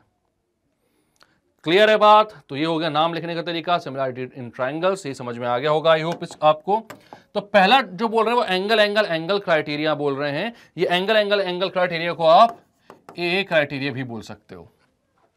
ये क्राइटेरिया क्या है, तो भाई मैंने यहां पर आपको दो चीजें बोली थी कि सारे करस्पॉन्डिंग एंगल्स इक्वल और सारे करस्पॉन्डिंग साइड्स प्रोपोर्शनल हो। बट उन दोनों ही चीजों को पूरा का पूरा प्रूव करने की जरूरत नहीं है आपको, उतना करने बैठ जाएंगे एक ही क्वेश्चन में पूरा टाइम लग जाएगा। तो आपको यहां पर कुछ क्राइटेरियाज दे दिए गए हैं, इनके सबके प्रूफ्स भी होते हैं, अगर आपको चाहिए तो मैं बता दूंगा। बट अभी फिलहाल हमें वन शॉट में चैप्टर पूरा कंप्लीट करना है, तो इनके प्रूफ्स को देखने की जरूरत नहीं है, ठीक है। तो यहां पर क्या बोल रहा हूं मैं कि भाई एंगल क्राइटेरिया या ऐसे एस क्राइटेरिया, तो ये क्राइटेरिया आपको दे दिए गए हैं, जिसमें बोला गया कि भैया अगर दो ट्राइंगल्स के आपने सिर्फ दो एंगल्स को इक्वल प्रूव कर दिया तो तीसरा अपने आप इक्वल हो जाएगा। तो मतलब अगर तीनों एंगल्स को बस आपने इक्वल प्रूव कर दिया तो ट्राइंगल सिमिलर है, साइड्स को प्रोपोर्शनल करने मत जाओ। या तो आपने बोल दिया कि तीनों साइड्स प्रोपोर्शनेट है तो एंगल्स अपने आप इक्वल होंगे, ट्राइंगल सिमिलर होंगे, ठीक है। या आपने बोला कि दो साइड्स और उनके बीच का एक एंगल इक्वल है, मतलब दो साइड्स प्रोपोर्शनल है और बीच का एंगल इक्वल है, तो ऐसे सिमिलैरिटी से भी ट्राइंगल्स कैसे हो जाएंगे, सिमिलर हो जाएंगे। तो इतनी ही चीज अगर आप बस प्रूव कर लोगे तो आपको ट्राइंगल सिमिलर बोलने का हक हो जाएगा। पूरा का पूरा नहीं प्रूव करना है कि तीनों एंगल्स और तीनों साइड्स को प्रोपोर्शनल प्रूव करो, ये करने की जरूरत नहीं है, ठीक है। तो एंगल जो क्राइटेरिया होता है वो क्या होता है कि दो ट्राइंगल्स हैं आपके पास और आपने बोला कि इनके एंगल्स कोई से भी इक्वल हैं। अब देखो अगर किन्हीं भी दो ट्राइंगल्स के दो एंगल्स इक्वल होंगे तो तीसरा एंगल जो है वो अपने आप ही इक्वल हो जाएगा। क्योंकि भाई अगर मैं बोलता हूं ये है आपका 30 डिग्री, ये भी 30 हो जाएगा, ये बोलता हूं मैं 65 डिग्री, ये भी 65 हो जाएगा, तो बच्चा कितना आपके पास बचा 85 डिग्री, तो बचा हुआ एंगल यहां पर 85 होगा, ये भी कितना हो जाएगा 85, तो तीसरा अपने आप इक्वल हो गया। तो ट्रिपल ए क्राइटेरिया बोलो या डबल ए क्राइटेरिया बोलो, बात एक ही होती है। कोई भी दो एंगल्स अगर इक्वल होंगे किसी ट्राइंगल के तो दोनों ट्राइंगल्स कैसे हैं, सिमिलर है। क्लियर है। अब एसएसएस मतलब कि साइड्स प्रोपोर्शनल हो। कोई भी दो ट्राइंगल्स हैं A B C and P Q R, तो आपने बोला अगर आपके पास A B upon P Q equals to A C upon P R equals to B C upon Q R का क्राइटेरिया गिवन है, मतलब ये तीनों साइड्स प्रोपोर्शनल गिवन है, तो फिर एंगल्स को इक्वल करने नहीं जाना है। ये ट्राइंगल्स जो है वो कैसे होंगे, सिमिलर होंगे ही होंगे। क्लियर है बात। आगे एक और क्राइटेरिया आएगा तो अपन ट्राइंगल नहीं मिटाते हैं, इसको बने रहने देते हैं। तो अब क्या side angle side similarity criterion, तो यहां पर याद रखना भाई इक्वल नहीं करना है, दो साइड्स को इक्वल नहीं करना है। इक्वल कर दोगे तो वो कॉन्ग्रुएंट हो जाएंगे, ठीक है। हर कॉन्ग्रुएंट ट्राइंगल सिमिलर होता है but her similar triangle congruent नहीं होता, ये भी बात याद रखना, ठीक है। अब आप क्या बोलते हो एसएएस, तो एसएएस मतलब कि अगर A B upon P Q जो है, A B upon P Q वो A C upon P R के इक्वल है, तो भाई A B upon P Q equals to A C upon P R, दो ही करस्पॉन्डिंग साइड्स के रेशियो हमें इक्वल दिए हुए हैं, तीसरा का नहीं दिया हुआ है। लेकिन हमें ये बोला गया कि इनके बीच में कंटेन्ड एंगल जो है वो भी कैसा है, इक्वल है, ठीक है। Angle A is equals to angle P दिया हुआ है, देखो याद रखना कि इनके बीच का एंगल होना चाहिए। अगर ये दोनों साइड सिमिलर होते और ये वाला एंगल बी और एंगल क्यू इक्वल दिए होते तो नहीं हो पाते सिमिलर आपसे। ये दोनों साइड्स प्रोपोर्शनल हैं और उनके बीच में उन दोनों साइड्स को कंटेन कर, वो दोनों साइड जिस एंगल को कंटेन करते हैं वो वाला एंगल इक्वल है, तो ये ट्रायंगल्स कैसे हो जाएंगे? सिमिलर। तो कोई भी दो साइड्स प्रोपोर्शनेट और उनके बीच वाला एंगल अगर इक्वल हो तो ट्रायंगल्स कैसे हो जाते हैं? सिमिलर। तो ऐसे है सिमिलैरिटी, इसको बोलते हैं। चलो, तो अब कुछ क्वेश्चंस हैं, तो यहां पर एक्चुअल में वो सेम क्वेश्चन है, तो इस क्वेश्चन को आपको मैं असाइनमेंट दे रहा हूं जो इससे पहले करवाया गया था, बट इस बार आपको ये क्वेश्चन यूजिंग सिमिलैरिटी करना है। इससे पहले आपको क्या दिया हुआ था? इससे पहले आपको थेल्स थ्योरम का यूज करना था, लेकिन अब आपको मैं बोल रहा हूं कि सिमिलैरिटी करके इस क्वेश्चन को सॉल्व करना है। काफी इजी क्वेश्चन है, इसको कर भी लिया एक बार हमने, तो नेक्स्ट पे बढ़ते हैं। ये आपका असाइनमेंट है, असाइनमेंट सॉल्व किया करो यार, इंटरेक्शन बढ़ाओ थोड़ा सा। आप लोगों को मैंने पहले ही बोला कि लीडर बोर्ड पर आप लोगों के काउंटिंग्स चल रही, कौन कितने क्वेश्चन सॉल्व कर रहा है, ठीक है? तो आप अगर कमेंट में बताओगे नहीं, यहाँ पर नॉर्मल कमेंट जो होते हैं उसे बताओगे नहीं, तो फिर क्या समझ में आएगा? इंटरेक्शन करो ना, इंटरेक्ट करो चीज़ों को। जितने आंसर दोगे उतना लीडर बोर्ड पे ऊपर जाओगे, अपना एड्रेस नाम वाम सब बताना, हम गिफ्ट आप तक पहुंचा देंगे, ठीक है? चलो, तो अब क्या बोल रहा है? In the given figure E is a point on side C B produced of an isosceles triangle ABC with A B equals to AC if A D perpendicular BC and E F perpendicular AC, prove that triangle ABD similar triangle ECF. अब यहां बोला तो क्या in the given figure, but figure दिया नहीं हुआ है। तो मेरे को अच्छा लगता है यार, मोस्ट ऑफ द केसेस में चाहता हूं कि फिगर ना बना हो और हम खुद सोचें कि फिगर कैसे बन रहा है, ठीक है? तो यहां पर क्या बोल रहा है भाई, क्योंकि अगर दिखता हुआ फिगर आ जाता है ना तो वो वैसे ही कॉम्प्लिकेटेड लगने लगता है आपको, बट अगर किसी फिगर को आप बनाते हो ना तो वो काफी ईजी लगता है आपको। ये कभी करना, एक्सपीरियंस करके देखना इस चीज को। अगर यही फिगर आपको बुक में दिखता हुआ मिल जाएगा तो आपको लगेगा ये तो बहुत कॉम्प्लिकेटेड हो सकता है, बट अगर खुद बनाओगे तो आपको लगेगा नहीं यार ईजी है, ठीक है? तो यहां पर बोला है E is a point on side CB produced of an isosceles triangle ABC। तो ABC ट्रायंगल बनाता हूं, वो भी आइसोसेलेस बोला है। ये A, ये है B, ये है C, ABC। अब यहां पर क्या बोला है कि E एक पॉइंट है, किस पर पॉइंट है? CB produced. CB प्रोड्यूस क्यों बोला? BC प्रोड्यूस भी तो बोल सकता था। अगर BC प्रोड्यूस बोलते तो B से C की तरफ चल के यहां पर प्रोड्यूस करते इस साइड को, बट अगर CB प्रोड्यूस बोला तो C से B की तरफ चलो और ये प्रोड्यूस होगा इस साइड। और इस पे क्या है? E एक पॉइंट है, E एक पॉइंट है। CB produce of an isosceles triangle ABC, isosceles triangle है, AB और AC इक्वल है, ठीक है? If AD perpendicular BC, AD जो है वो BC के परपेंडिकुलर है, एंड EF परपेंडिकुलर AC, ये EF है जो कि AC के परपेंडिकुलर है। EF जो है वो किसके परपेंडिकुलर है? AC के। प्रूव दैट, टू प्रूव क्या है आपके लिए? Triangle ABD similar triangle ECF, यह आपको प्रूव करना है। तो क्लियर है बात? ओह क्या हो गया आवाज को, ठीक है? तो क्लियर है बात। यहां पर क्या हो गया कि आपको दिया हुआ था कि भाई CB को प्रोड्यूस करो, E एक पॉइंट है, तो E से F ड्रॉ करना था जो कि AC पर परपेंडिकुलर है, और AD ड्रॉ करना था, D पॉइंट है जो कि BC पर परपेंडिकुलर है। तो हमें दो ट्रायंगल को सिमिलर प्रूव करना है, एक है ABD, ये वाला ट्रायंगल, और ट्रायंगल ECF कौन सा है? ये वाला ट्रायंगल। इनको आपको सिमिलर प्रूव करना है। तो भाई पहली चीज देखो, ABD बोला है ना अपन से, ठीक है? तो ABD में पहली चीज तो आपको साफ साफ दिख रही है कि एक एक एंगल तो 90 डिग्री है दोनों में। ये देखो भाई, ये 90 डिग्री का एंगल बन रहा है, ठीक है? सबसे पहले बोलते हो आप in triangle ABD and triangle ECF। तो ABD और ECF में एक एंगल तो भाई 90 डिग्री का बन रहा है, तो आप बोलते हो एंगल ADB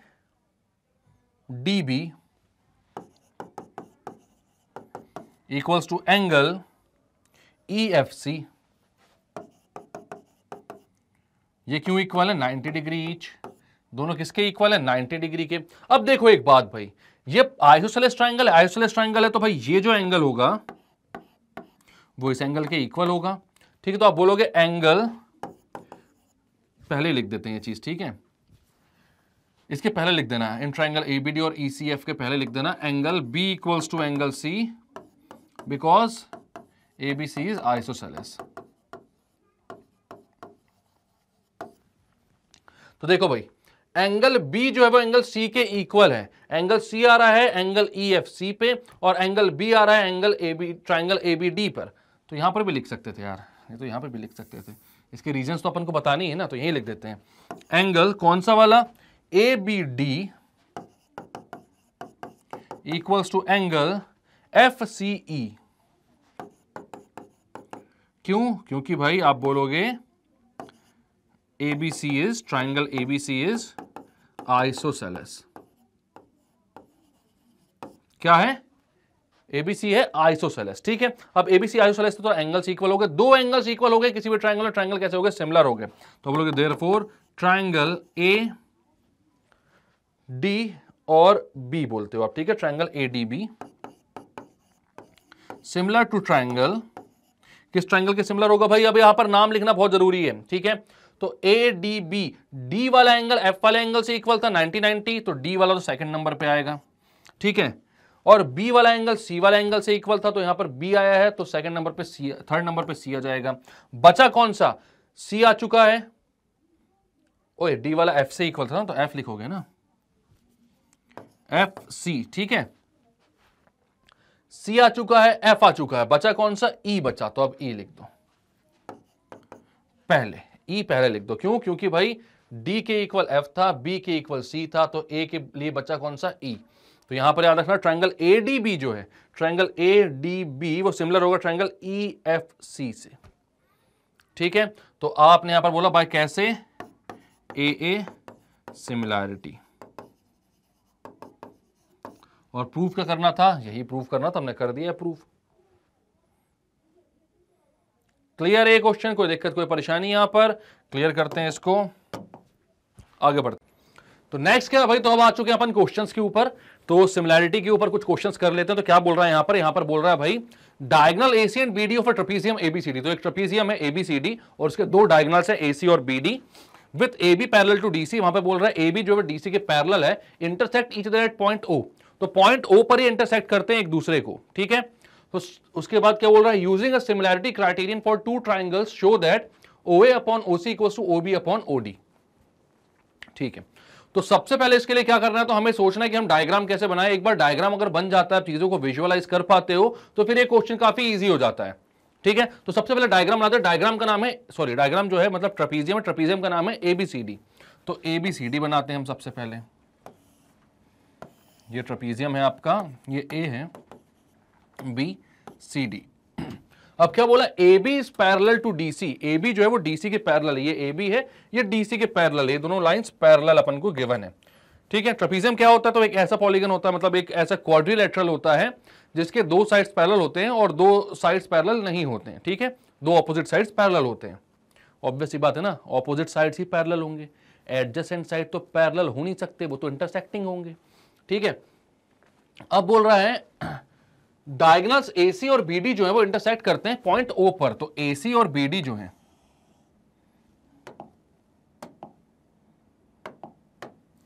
तो AC और BD इंटरसेक्ट करते हैं पॉइंट O पर, ये O पर इंटरसेक्ट कर रहे हैं, ठीक है। अब ये बोल रहा है using similarity criteria for two triangles show that OA upon OC equals to OB upon OD। सबसे पहले देखो OA कहां है, OA कहां है? तो ये रहा OA आपका, ठीक है, ये वाला पोर्शन OA है। यहां पर बोल रहा है OA अपॉन OC, OA के अपॉन में OC इज इक्वल्स टू क्या बोल रहा है? OB अपॉन OD, OB के अपॉन में OD। क्लियर है? लेकिन अब यहां पर ये हमसे बोल रहा है, इससे पहले भी ऐसा क्वेश्चन हमने किया है, लेकिन वो हमने कैसे किया था? थेओल्स थ्योरम को यूज करके किया था। यहां पर हमको ये सिमिलैरिटी को यूज करके करना है, ठीक है। तो सिमिलर ट्राइंगल्स को यूज करके हम करते हैं सबसे पहले।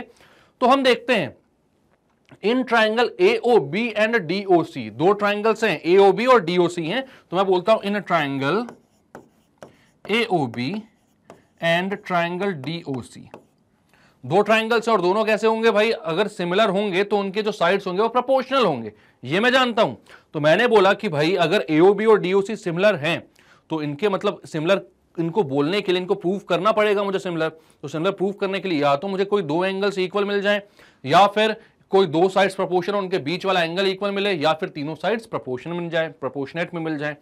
अब यहां पर साइड्स का प्रोपोर्शन में आना तो भाई दूर दूर तक दिख नहीं रहा, ऐसी कोई भी डेटा हमें दिया नहीं हुआ है, मतलब हमें किससे खेलना है, एंगल से।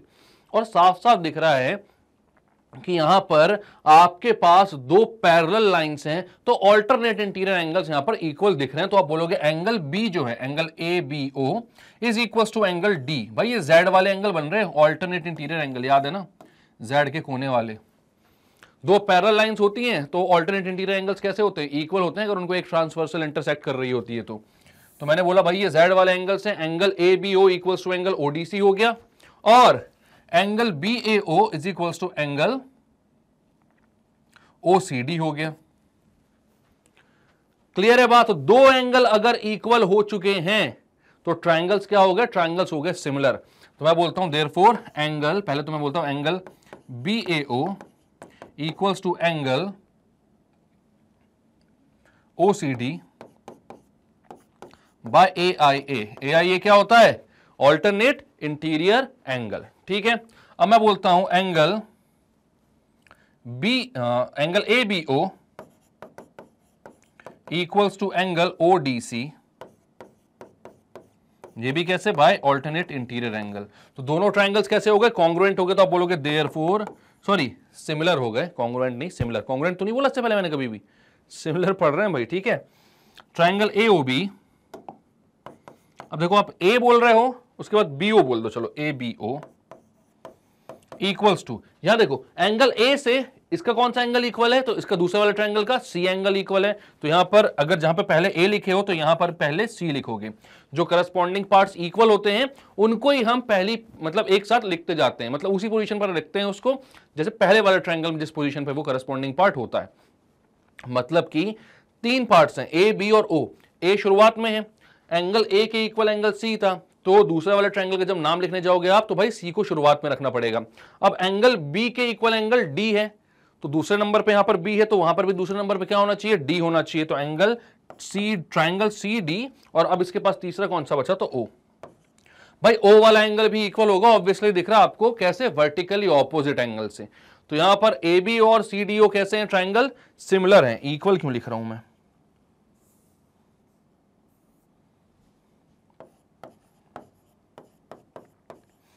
Bye A similarity. A similarity से कैसे हो गए, सिमिलर हो गए, दोनों ट्रायंगल सिमिलर हो गए। तो मैं बोल सकता हूं A B upon C D, पहले दो तो मतलब A B upon C D equals to B O upon D O, B O upon D O equals to A O upon C O. हमें क्या बोला था, तो यही तो बोला था, O A upon O C equals to O B upon O D, ये प्रूव करना था। तो इसके बाद वाले दो देखोगे आप तो ये वही चीज है भाई, बी ओ बोलो या ओ बी बोलो, बात तो एक ही है। तो इसको आप O B upon O D is equals to O A upon O C बोल सकते हो। आपने बोल दिया कि प्रूफ कर दिया, कोई दिक्कत की बात नहीं है।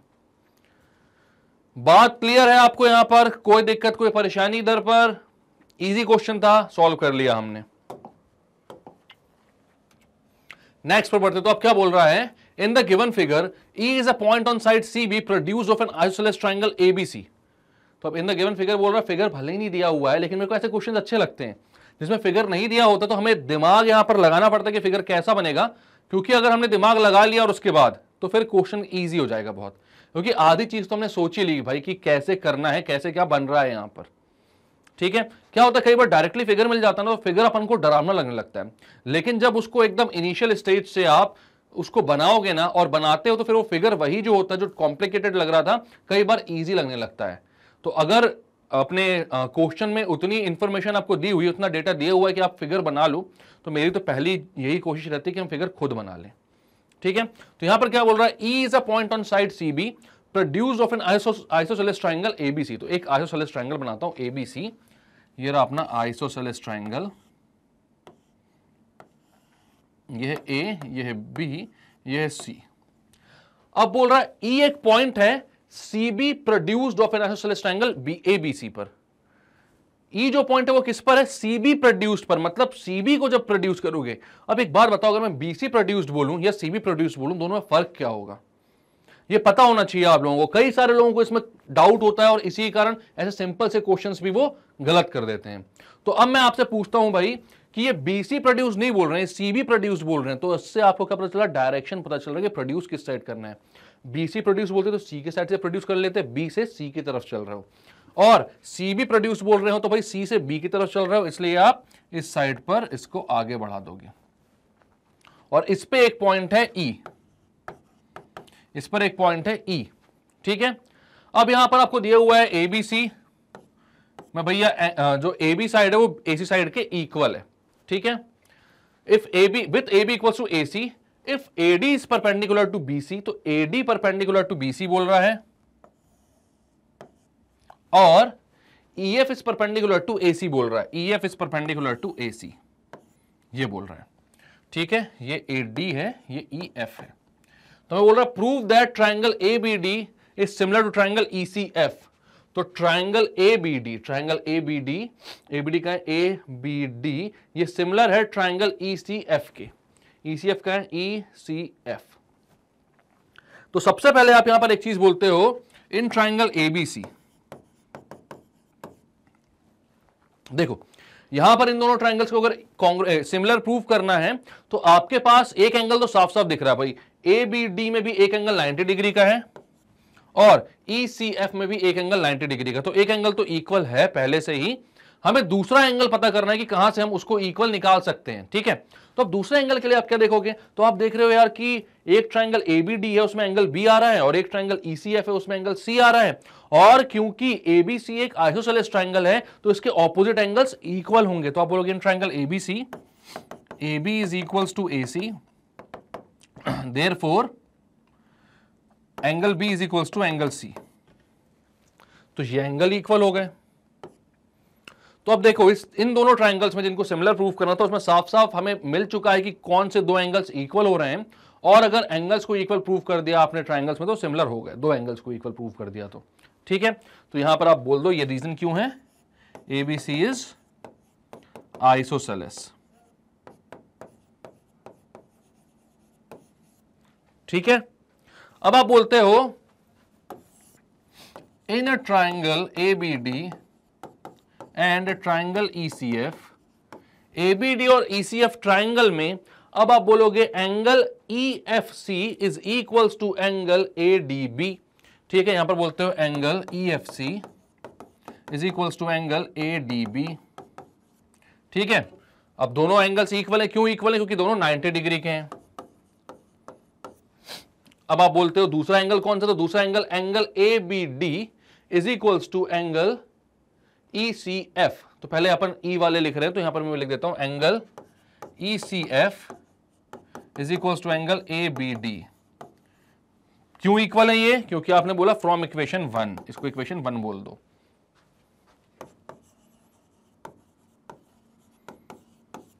ठीक है। क्यों इक्वल थे, आइसोसेलेस ट्राइंगल है भाई, इक्वल होंगे, ऑब्वियस सी बात है। आपने बोला ये दोनों एंगल्स इक्वल हैं तो दोनों ट्राइंगल्स कैसे हो गए, सिमिलर हो गए। तो आपने बोला ट्राइंगल A, पहले आपने नाम A लिया है और दूसरा लिया D, फिर B लेते हो, ठीक है। तो बोलते ADB, कैसा भी ले सकते थे, इक्वल टू ट्राइंगल E के बाद कौन सा, यहां पर अपन ने D लिया है तो यहां पर भी इसका 90 डिग्री वाला एंगल लेंगे तो EFC, ये क्या हो गया, सिमिलर बाय AA सिमिलैरिटी। तो ABD और ECF, सॉरी ABD और ECF बोला तो यहां पर अपन ने ADB और EFC बोला, एक ही बात है, ठीक है। दोनों ट्राइंगल्स कैसे हो गए, सिमिलर हो गए, उसके करस्पॉन्डिंग पार्ट को उसके करस्पॉन्डिंग प्लेस पर ही रखना चाहिए। तो क्या किया है इसमें, तो सबसे पहले आपने देखा भाई कि डायग्राम कैसे बनेगा, तो CB को एक्सटेंड किया था E तक, तो CB को एक्सटेंड कर दिया E तक, फिर वहां से परपेंडिकुलर डाला AC पर EF के नाम से, और A से परपेंडिकुलर डाला BC पर AD के नाम से। फिर हमको बताना था कि ADB और EFC जो है वो कैसे कॉन्ग्रुएंट, सिमिलर है, क्या कॉन्ग्रुएंट, ठीक है, वो सिमिलर है। तो हमने बोला ठीक है भाई सिमिलर बता देंगे, इसमें कोई दिक्कत की बात नहीं है। यहां पर एक एक एंगल 90 डिग्री है और B और C एंगल्स इक्वल होंगे क्योंकि वो आइसोसेलेस ट्रायंगल के पार्ट है, ठीक है। तो हमने इक्वल प्रूफ कर दिया दो एंगल्स को, ट्रायंगल्स हमारे सिमिलर हो गए बाय AA सिमिलैरिटी। अब फिगर दिया हुआ है और बोल क्या रहा था, बोल रहा in the given figure if triangle ABE is congruent to triangle ACD, ABE और ACD कॉन्ग्रुएंट है, ठीक है, ABE और ACD ये कॉन्ग्रुएंट है, ठीक है। तो हमें प्रूव करना है, show that triangle ADE is similar to triangle ABC, ADE और ABC सिमिलर हैं, ये बताना है आपको, ठीक है। तो आपको यहां पर दिया हुआ है triangle ABE congruent triangle ACD, तो इनके सारे जो करस्पॉन्डिंग पार्ट्स हैं वो इक्वल होंगे। एंगल A तो भाई कॉमन आ रहा है दोनों में, ठीक है, और ADC है, तो भाई जो एंगल ADC है और एंगल AEB है वो भी इक्वल होगा, और एंगल ACD और एंगल ABE भी इक्वल होंगे। साइड्स कौन से इक्वल होंगे, तो आप बोलोगे भाई साइड्स कौन कौन से इक्वल हैं, तो AB इक्वल्स टू AC होगा, AD इक्वल्स टू AE होगा। एक का साइड AE है, एक का साइड AD है, एक का साइड AB है, एक का साइड AC है, ठीक है। अब यहां पर देखो भाई क्यों है इक्वल दोनों, क्योंकि आपने बोला करस्पॉन्डिंग पार्ट्स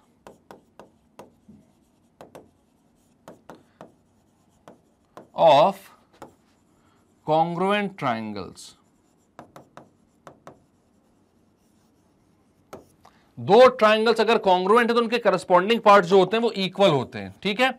AB इक्वल है AC साइड के, क्योंकि ट्राइंगल ABE में AB आ रहा है, ट्राइंगल ACD में AC आ रहा है। सिमिलरली ABE का जो AE साइड है उसके इक्वल है AD, ठीक है। अगर मैं इन दोनों का रेशियो लूं यार, AB अपॉन AC लूं, तो आप बोलोगे AB अपॉन AC क्या हो रहा है, दोनों इक्वल है तो 1 हो रहा है, AC को इधर लेके आ जाओ उसके नीचे 1 हो जाएगा। सिमिलरली AD अपॉन AE लूं तो वो भी क्या हो जाएगा, तो भी 1 हो जाएगा, दोनों इक्वल है। आपको अब पता चल गया कि भाई ये जो साइड्स का रेशियो है कौन सा, AD अपॉन AE, वो इक्वल है किसके, AB अपॉन AC के, ठीक है। इन दोनों को मैं लिखता हूं, तो मैं यहां पर लिखता हूं फ्रॉम इक्वेशन 1 एंड 2,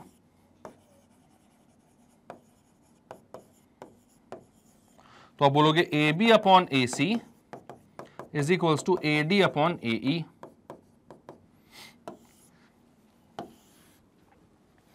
आपने क्या किया, AD को AB के नीचे लेकर आए और AC को AE के ऊपर लेकर आए, तो ये हो गया AB upon AD is equals to AC upon AE। इसको इक्वेशन 3 बोल दो, ठीक है। तो AB अपॉन AD, अब देखते हैं इसको थोड़ा सा फिर से इरेज करें।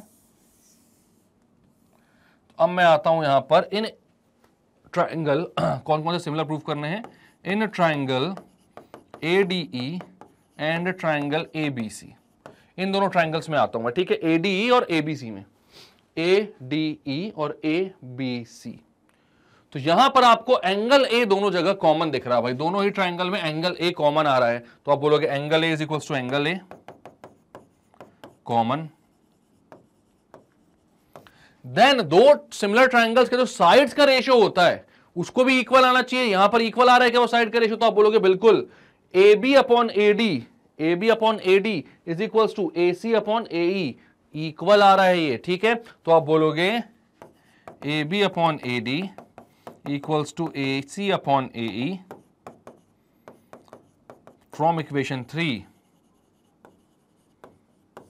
इक्वेशन 3 से क्लियर हो गया भाई कि ये दोनों का रेशियो इक्वल है। तो अब देखो एक एंगल इक्वल है और उनके करस्पॉन्डिंग साइड्स जो है, मतलब जो उस एंगल को कंटेन कर रहे हैं उनका रेशियो भी इक्वल है, AB upon AD is equal to AC upon AE है। तो आपने बोला ठीक है भाई, देयरफॉर ट्राइंगल कौन सा है, ADE similar to triangle ABC। क्यों सिमिलर है, बाय SAS सिमिलैरिटी। कौन सी सिमिलैरिटी, SAS सिमिलैरिटी। बात समझ में आई आपको। तो क्या करा आपने, तो आपको यहां पर बोला गया था भाई दो ट्राइंगल्स यहां पर आपको दिए हुए गए हैं जो कॉन्ग्रुएंट है। कॉन्ग्रुएंट है मतलब उनका सारा करस्पॉन्डिंग पार्ट इक्वल होगा। ट्राइंगल ABE और ट्राइंगल ACD कॉन्ग्रुएंट थे, तो उनके करस्पॉन्डिंग पार्ट्स मतलब कि AD और AE इक्वल थे और AB और AC इक्वल थे। तो इन दोनों का जो रेशियो था वो भी 1:1 के इक्वल था। अब दोनों का रेशियो अगर सेम है तो दोनों ही प्रोपोर्शन को मैं एक साथ लिख सकता हूं। एक एडी को यहां लिखा है, एसी को ऊपर लिखे गया, तो मेरे पास पूरा रिलेशन यहां पर बन गया क्या कि जो ट्राइंगल्स हैं हमारे भाई वो सिमिलर हो गए। कैसे हो गए सिमिलर? क्योंकि दो साइड्स का रेशियो इक्वल आ गया और उनमें कंटेन्ड जो एंगल है वो पहले से इक्वल था। एंगल ए दोनों के लिए कैसा है? कॉमन है। बात समझ में आ रही है आपको? चलो, तो अब कुछ एमसीक्यूज हैं, इनको भी सॉल्व कर लेते हैं। तो यहां पर बोल रहे हैं triangle ABC, if triangle ABC similar to triangle EDF, तो कोई दो ट्राइंगल्स हैं और उसमें एबीसी जो है वो ईडीएफ के सिमिलर है, and triangle ABC is not similar to triangle DEF, और डीईएफ के सिमिलर नहीं है, then which of the following is not true. तो इनमें से कौन सा ट्रू नहीं होगा? बढ़िया क्वेश्चन है ये, मतलब मैं ये बिल्कुल नहीं बोलूंगा ये टफ है, टफ बिल्कुल भी नहीं है। लॉजिक्स अगर क्लियर हैं तो ये क्वेश्चन क्या बोल रहे हैं आपको अच्छे समझ में आएगा और आप बहुत आसान से इस क्वेश्चन को कर सकते हो। लेकिन अगर लॉजिक क्लियर नहीं है आपको तो ये क्वेश्चन आप कुछ भी कर लो सॉल्व ही नहीं कर पाओगे। आप ये समझोगे भाई कि ट्राइंगल एबीसी और ईडीएफ सिमिलर है और ट्राइंगल एबीसी डीईएफ के सिमिलर नहीं है, तो यार नाम कुछ भी रखो, ट्राइंगल तो सेम ही है ना, तो फिर सिमिलर क्यों नहीं है? आप लोग के मन में ये डाउट आएगी। तो भाई मैंने बताया था कि जब भी सिमिलर ट्राइंगल को आप लिखोगे तो उनके नाम को सही लिखना बहुत जरूरी है, क्योंकि पहले ट्राइंगल के करस्पॉन्डिंग पार्ट जो है वो दूसरे ट्राइंगल के भी सेम नंबर पर आना चाहिए। मतलब जब नाम लिखोगे तो पहले नंबर पे अगर ए आ रहा है तो उसका करस्पॉन्डिंग पार्ट ई है, अगर तो वो पहले नंबर पे ही आएगा जब दूसरे ट्राइंगल का नाम लिखोगे। दूसरे नंबर पे बी आ रहा है और वहां पर करस्पॉन्डिंग पार्ट वो किसके इक्वल है? डी के इक्वल है, तो दूसरे नंबर पे वही आएगा। ठीक है, तो रेशियोज भी इससे बनाते हैं हम। रेशियोज कैसे बनाएंगे? पहले इन दोनों को लो, इन दोनों के साथ, मतलब A B upon E D जो है वो इक्वल होना चाहिए B C upon D F के और ए सी अपॉन ई एफ के, ए सी अपॉन ई एफ। ठीक है, अब क्या करता हूं मैं इन तीनों को एक दूसरे से इक्वल कर करके लिखता हूं। तो मैंने बोला A B upon E D is equals to B C upon D F, cross multiply करता हूं, A B dot D F is equals to E D dot B C. A B dot D F is equals to E D dot B C कहीं है क्या? A B dot F D is equals to B C dot E, यही वाला है। D वाला तो अपना option नहीं हो सकता, ये तो आ रहा है भाई, ये तो कैंसिल आउट हो गया। ठीक है, अब मैं क्या करता हूं तो ब्लास्ट के दोनों को इक्वेट करता हूं, तो B C upon E F, B C upon D F is equals to A C upon E F. अब क्या करोगे तो फिर से क्रॉस मल्टीप्लाई करो, तो ये हो जाएगा B C dot E F is equals to A C dot D F. B C dot E F is equals to A C dot D F, B C E F A C F D, ये भी नहीं हो सकता, first वाला भी गया भाई, ये भी निकल कर आ रहा है आपके पास। यहां पर पूछा गया है कि विच of the following is not true, कौन सा ट्रू नहीं है। ठीक है, तो भाई दो तो अपने हट चुके हैं क्योंकि वो ट्रू है, हमारे पास आ चुकी है उनकी वैल्यू। अब मैं क्या करता हूं भाई, अभी पहले इन दोनों को किया, फिर इन दोनों को किया, अब मैं इन दोनों को करता हूं। ठीक है, तो अब A B upon E D जो है is equals to A C upon E F आ रहा है। ठीक है, A B upon E D जो है वो A C upon E F के इक्वल आ रहा है, इसको भी क्रॉस मल्टीप्लाई करता हूं, तो A B dot E F is equals to A C dot E D. तो A B dot E F is equals to A C dot E D आ रहा है कि यहां पर कहीं पर A B dot E F is equals to A C dot D, ये भी आ रहा है। मतलब कौन सा नहीं आ रहा है? अब और कोई कॉम्बिनेशन वहां पर नहीं बन सकता, तीनों के जितने कॉम्बिनेशन बन सकते थे वो मैंने बना दिए हैं। ठीक है, कौन सा नहीं आ रहा है? तो B C dot D is equals to A B dot E F अपना सही नहीं आ रहा है और अपना आंसर भी वही होगा। क्लियर है बात? कोई दिक्कत कोई परेशानी यहां पर आपको? चलो, तो अब क्या बोल रहा है भाई, इन फिगर कौन सा? ये वाला। ठीक है, P A Q B and R C R each perpendicular to A C. ठीक है, पी ए क्यू बी और आर सी तीनों जो है वो क्या है? परपेंडिकुलर है किससे? ए सी से। ए सी से परपेंडिकुलर है, परपेंडिकुलर मतलब 90 डिग्री का एंगल बना रहे होंगे, तो 90 डिग्री का एंगल बना लो। ठीक है, अब बोलो if x equals to 8 centimetre, x कितना है? 8 सेंटीमीटर है। ठीक है, z इक्वल्स 6 सेंटीमीटर, z कहां है? x y x वो z होगा। अच्छा, वो z क्यों होगा? ये कैसे बता सकता हूं मैं? भाई बड़ा वाला x है ना, z छोटा वाला होगा, तो इसको z बोल दो। z कितना है? 6 सेंटीमीटर। x 8 है, z 6 है, देन y कितना होगा? तो अच्छा, इसको देखकर ना मुझे ऐसे एक क्वेश्चन की याद आ रही है। इन जनरल आप कभी RDRS NCERT सब सॉल्व करोगे तो उसमें आपको एक क्वेश्चन मिलेगा और वो होता है प्रूव दैट, ये सेम क्वेश्चन होता है और वो होता है prove that 1/x + 1/z equals to 1/y। तो आपका वो वाला क्वेश्चन जो है वो भी इससे सॉल्व हो जाएगा और ये जो x y की वैल्यू पूछ रहे हैं अपन से वो भी हम निकाल कर देंगे, यहां पर कोई दिक्कत की बात नहीं है। क्लियर है? तो सबसे पहले देखो भाई कि करना कैसे पड़ेगा इसको, हमें कैसे y x और z में रिलेशन निकालना है। ये तो अभी देख लेना, ये तो आता रहेगा, बट x और z की वैल्यू पता है और y की वैल्यू निकालनी है। मतलब हम अननोन टर्म्स को वहां पर नहीं ले सकते, मतलब a b b c ऐसी चीजें अगर आ गई तो फिर उनकी वैल्यू हमें नहीं पता है तो उनको हम यहां पर यूज नहीं कर सकते। हमें y की वैल्यू अल्टीमेटली जाकर x और z के टर्म्स में ही निकालनी है। ठीक है, तो आप यहां पर देखते हो in a triangle ABQ and triangle ACR, दो ट्राइंगल देखते हो आप, ट्राइंगल ABQ एंड ACR। ठीक है, तो यहां पर क्या हो जाएगा, तो यहां पर आप बोलोगे ABQ और ACR में कि भाई एंगल A जो है वो कॉमन आ रहा है, एंगल A कॉमन आ रहा है। ठीक है, और एंगल QBA और एंगल RCA जो है वो दोनों 90 डिग्री के हैं। तो दो एंगल्स इक्वल हैं तो ट्राइंगल्स कैसे हो जाएंगे, सिमिलर। तो आपने बोला angle A is equals to angle A। ठीक है, या एंगल A को थोड़ा सा अच्छे से बोलना है तो बोल दो भाई ABQ पे कौन सा एंगल आ रहा है, angle QAB equals to angle ACR में कौन सा आ रहा है, एंगल RAC। ठीक है, तो ये कैसे क्यों इक्वल है, क्योंकि भाई कॉमन है, ए एंगल की बात कर रहा हूं मैं यहां पर बस। अब एंगल QBA और एंगल RCA भी इक्वल होंगे, angle QBA equals to angle RCA, क्यों इक्वल है, 90 डिग्री ईच। दोनों कितने डिग्री के हैं, 90 डिग्री के हैं। ठीक है, तो दोनों ट्राइंगल्स कैसे हो गए, सिमिलर हो गए। तो आपने बोला triangle ABQ similar triangle ACR, A और A इक्वल है, B और C इक्वल है, Q और R इक्वल हो जाएंगे।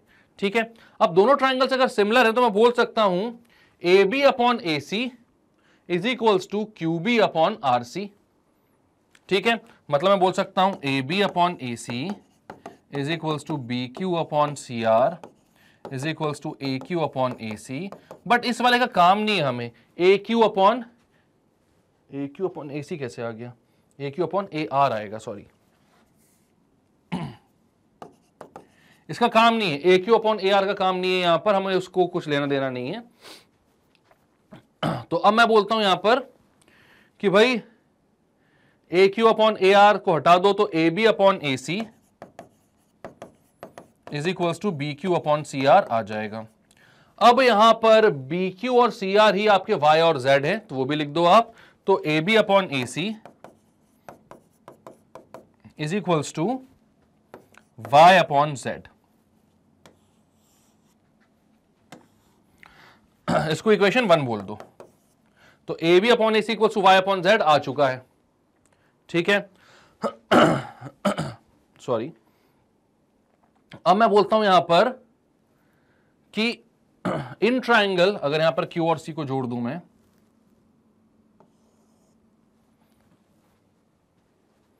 ठीक है, वो जोड़ा होना चाहिए था वैसे भी, और मैं बोलता हूं यहां पर इन ट्राइंगल PCA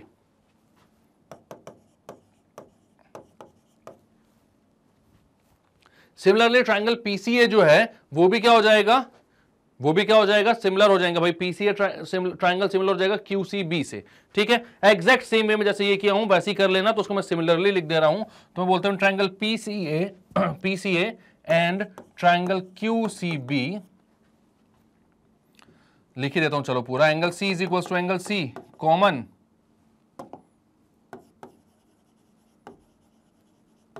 और कौन सा एंगल इक्वल होगा यहां पर, तो एंगल PAC, मतलब एंगल A जो है इसका PAC is equal to angle QBC। Angle PAC equals to angle QBC, ये है 90 डिग्री। ठीक है, तो ये दोनों एंगल्स भी इक्वल हो गए, तो दोनों एंगल्स यहां पर इक्वल हो गए, तो ये ट्राइंगल्स भी कैसे हो जाएंगे, similar. Triangle PCA similar triangle PCA similar triangle QCB by AA। तो यहां पर भी आप क्या बोलोगे, तो यहां पर आप बोलोगे QB, मतलब सिमिलैरिटी से आप बोल सकते हो क्या कि भाई यहां पर CB upon BA, CB upon CA, CB upon CA is equals to कितना हो जाएगा, QB upon PA is equals to QB upon PA is equals to ये वाला भी रहेगा अपना कौन सा, CQ अपॉन CP, उसका कोई मतलब नहीं है अभी, हम इन दोनों को लेते हैं। CB अपॉन CA को आप देखोगे तो CB अपॉन CA ये है, और यहां पर क्या रहा है, QB upon PA, QB upon PA, ठीक है। तो QB अपॉन PA को आप बोलोगे y बाय x, तो CB अपॉन CA, या इसको मैं BC अपॉन AC ही बोलता हूं, एक ही बात है, BC upon AC is equals to y by x, इसको इक्वेशन 2 बोल दो, ठीक है। तो दो इक्वेशन अब आपके पास आ चुकी हैं, इक्वेशन 1 और इक्वेशन 2। आपको क्या करना है, आपको x, y और z में रिलेशन निकालना है। मैं क्या बोलता हूं, एडिंग इक्वेशन 1 एंड 2।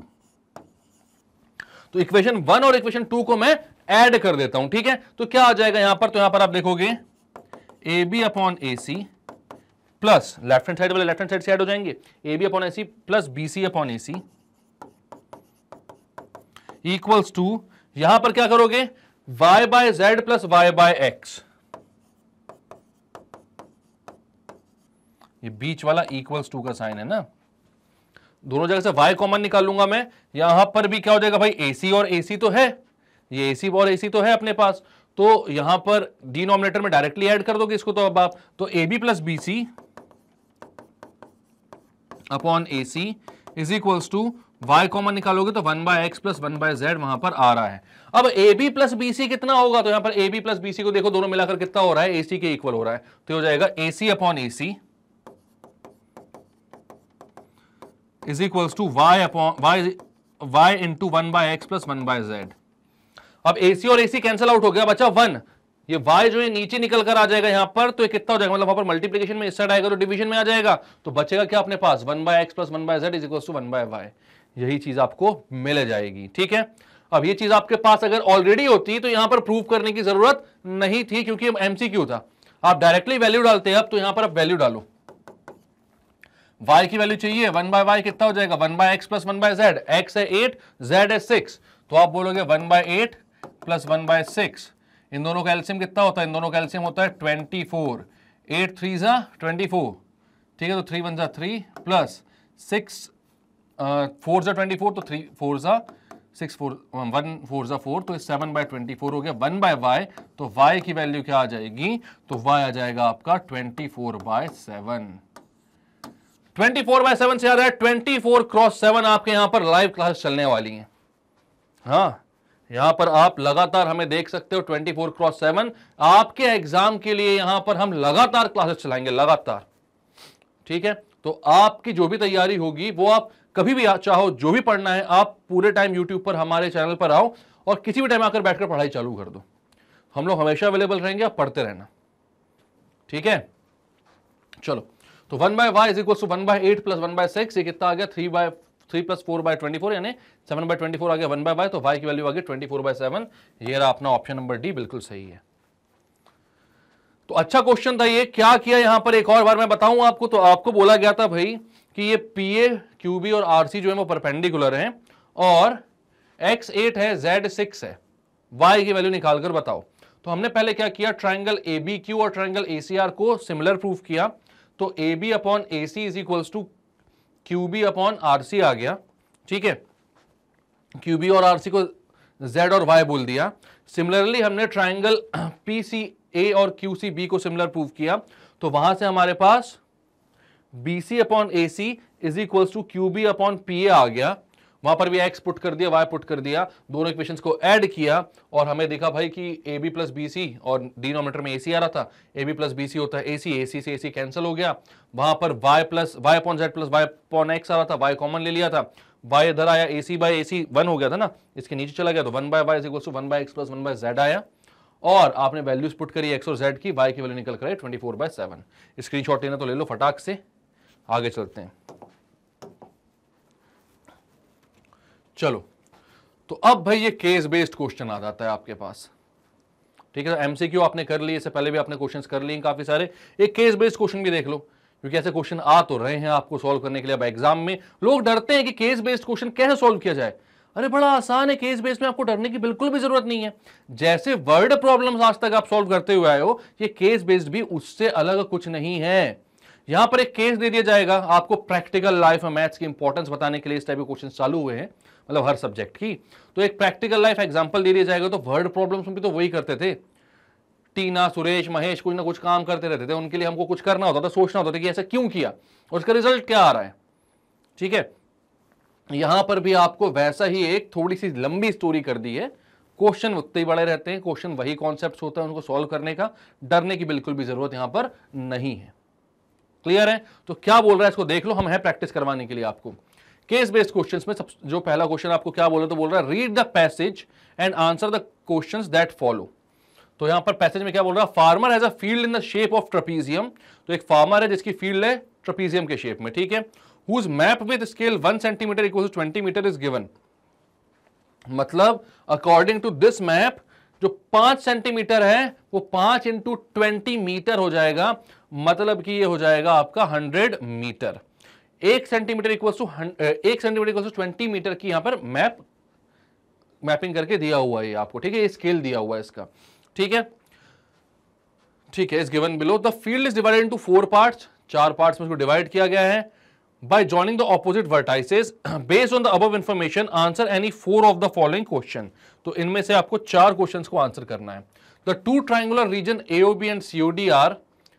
तो एओबी और सीओडी जो है वो सिमिलर है कि नहीं है।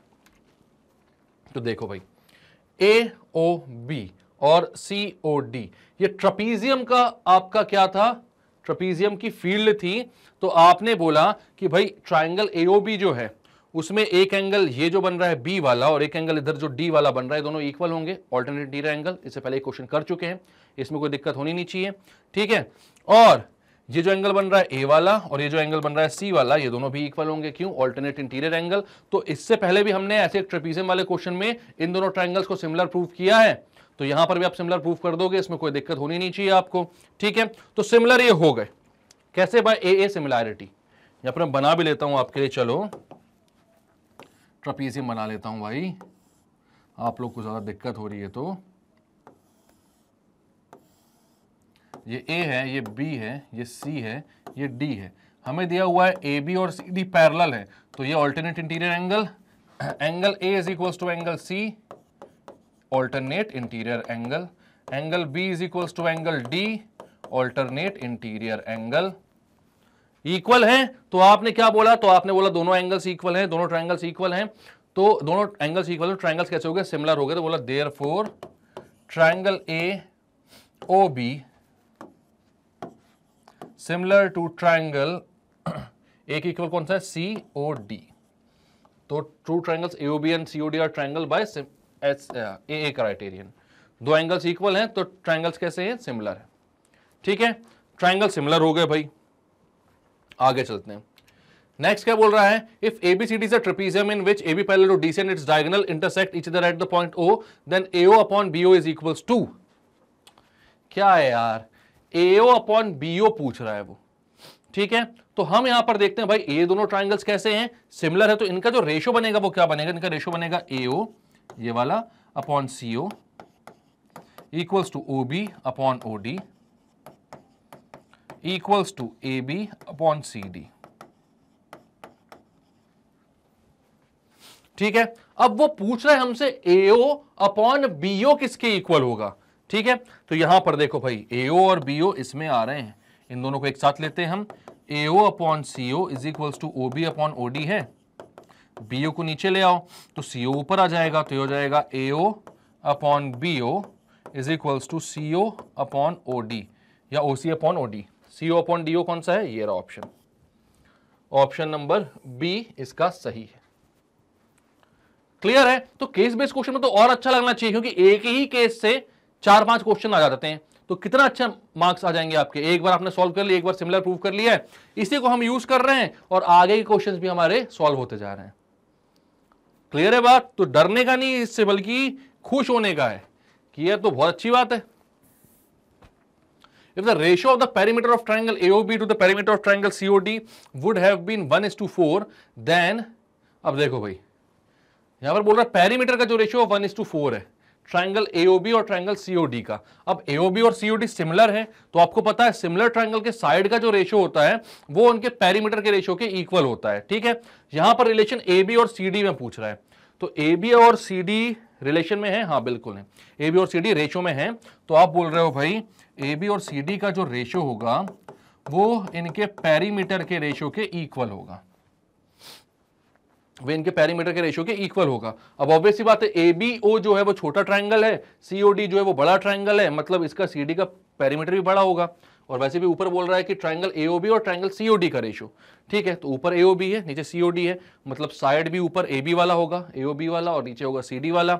आपने बोला AB upon CD is equals to perimeter का रेशियो क्या है 1:4, तो आपने बोला 4AB equals to CD। Option है क्या? जल्दी से देखो, 4AB इक्वल्स CD का ऑप्शन, बिल्कुल ऑप्शन नंबर डी आपका सही है, इसमें कोई दिक्कत की बात नहीं है। क्लियर है? एक ही क्वेश्चन आपने सॉल्व किया है और सारे आपने एमसीक्यूज लगा दिए हैं। ठीक, अब आपको बोल रहा है if in triangle AOD and BOC AO upon BC equals to AD upon BO equals to OD upon OC तो ठीक है, अब यहां पर ये बोल रहा है आपसे कि भाई रेशो कुछ इस तरीके से हैं, जो हमें ये नहीं बोल रहा कि ये दोनों ट्रायंगल कैसे AOD और BOC सिमिलर है कि नहीं है, ठीक है, लेकिन हमें ये बताना है कि भाई यही दोनों ट्रायंगल सिमिलर होंगे, कौन से ट्रायंगल सिमिलर होंगे। तो मैं यहां पर देख लेता हूं भाई, आपको बोला गया है ट्रायंगल का नाम देखो AOD एंड ट्रायंगल का नाम क्या है BOC। तो भाई AOD और BOC का अगर मैं रेशो बोलता तो कैसा आता, तो ये आता AO upon BO equals to OD upon OC, ठीक है, इक्वल्स टू कितना आता है AD अपॉन BC। बट यहां पर रेशियो क्या दिया हुआ है AO अपॉन BC, AO के अपॉन में BC आ गया है यार, ठीक है, AD अपॉन BO, AD के अपॉन में BO आ गया है, ओहो ये तो काफी अलग अलग चीजें हो रही हैं, और OD अपॉन OC आ गया है, OD अपॉन OC वैसे ही सेम है। तो यहां पर यार ये वाले ट्राइंगल्स तो सिमिलर नहीं है अपने, कौन से AOD और BOC, तो इस वाले को तो हटा दो, AOD और BOC सिमिलर नहीं है, ठीक है। अब इसको देखते हैं हम, AO अपॉन BC दिया है equals to AD upon BO दिया है is equals to OD upon OC दिया है, OD अपॉन OC दिया है, ठीक है। तो देखो भाई AO के करस्पॉन्डिंग साइड कौन सा है BC है, तो एक ट्राइंगल को अगर मैं लिखता हूं triangle AO similar triangle BC, तो तीसरा पॉइंट कौन सा मिल रहा है, तो ट्राइंगल AOD और BCO हो जाएगा, वो AOD और BCO। अब इनके थ्रू मैं देखता हूं कि क्या रेशियोज इक्वल हैं या फिर नहीं। अच्छा क्यों आया, मैंने बोला AO और BC जो हैं वो कैसे हैं, करस्पॉन्डिंग पार्ट्स हैं, ठीक है। मैंने बोला AO और BC करस्पॉन्डिंग है, तो पहले AO लिखा और दूसरे ट्रायंगल का पहले BC लिखा। इसका AO वाले ट्रायंगल का बचा हुआ पार्ट कौन सा आया D, और BC वाले ट्रायंगल का बचा हुआ पार्ट कौन सा आया O, तो भाई उसको हमने बाद में लिख दिया। अब इसके रेशियोज देखता हूं, अगर इसके रेशियोज निकालता मैं तो क्या होता, तो AO अपॉन BC तो सही है, यही आता, OD अपॉन OC ये आता, सही है, और AD अपॉन BO बिल्कुल सही है। यानी कि भाई हमारे कौन से ट्रायंगल्स सिमिलर हैं, triangle AOD similar triangle BCO। नाम रखने की कला जो मैं बोलता हूं इस सिमिलर ट्रायंगल में आना बहुत ज्यादा जरूरी है। तो triangle AOD similar triangle BCO आपका सही होगा। AOD कहां है, ये रहा, ऑप्शन नंबर बी आपका सही है। Triangle AOD is similar to triangle BCO। Clear है बात, कोई दिक्कत कोई परेशानी यहां पर आपको कैसे किया आपने, तो इस वाले को थोड़ा समझ लो। मतलब यहां पर कोई भी डायग्राम आपको ना दिया हो, कोई केस भी आपको पूछा ना हो, केस नहीं भी दिया हो, इंडिविजुअल क्वेश्चन आ जाता है बिना किसी डायग्राम के, तो भी ये क्वेश्चन बन जाना चाहिए आपसे। अब ऐसा क्यों, क्योंकि नाम रखना जो ट्राइंगल्स का है वो बहुत ज्यादा जरूरी है। करस्पॉन्डिंग पार्ट्स उसके रेशियोज में है, सही है, बिल्कुल कोई दिक्कत नहीं है। ट्राइंगल ए और डी ट्राइंगल बीओसी से सिमिलर नहीं हो पा रहा है, क्यों नहीं हो पा रहा? क्योंकि उसके अकॉर्डिंग करस्पॉन्डिंग पार्ट्स नहीं है ये, उसके अकॉर्डिंग होता तो एओ के नीचे बीओ को आना था, बट एओ के नीचे बीसी आ रहा है। तो वैसे अरेंज कर लो सबको, एओ के नीचे बीसी आ रहा है तो पहले एओ लिखा, तो यहां पर पहले बीसी लिख दिया, इसका बचा वो पार्ट कौन सा है डी, और इसका बचा वो पार्ट कौन सा है ओ, तो उनको लिख दिया। उसके बाद देखा रेशियोज इक्वल आ रहे थे, हाँ आ रहे थे, मतलब ए और डी सिमिलर टू बीसीओ वाला स्टेटमेंट सही है। तो अब नेक्स्ट क्वेश्चन क्या बोल रहा है भाई, तो यहां पर बोल रहा है ई पार्ट है ये, केस बेस्ड क्वेश्चन का ही, ठीक है। इन अ ट्रेपीजियम एबीसीडी, ट्रेपीजियम का नाम है ABCD, AB is parallel to CD, AB is parallel to CD बोल रहा है, ध्यान रखना।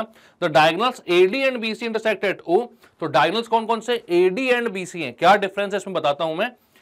If OC equals to 3 cm, OB equals to 2 cm and OA equals to 4 cm, तो यहां पर दिया हुआ है भाई OC 3 है, OB 2 है, OA 4 है। Then find the length of side OD, मतलब then the length of side OD is, वही बात है, OD की क्या होगी लेंथ।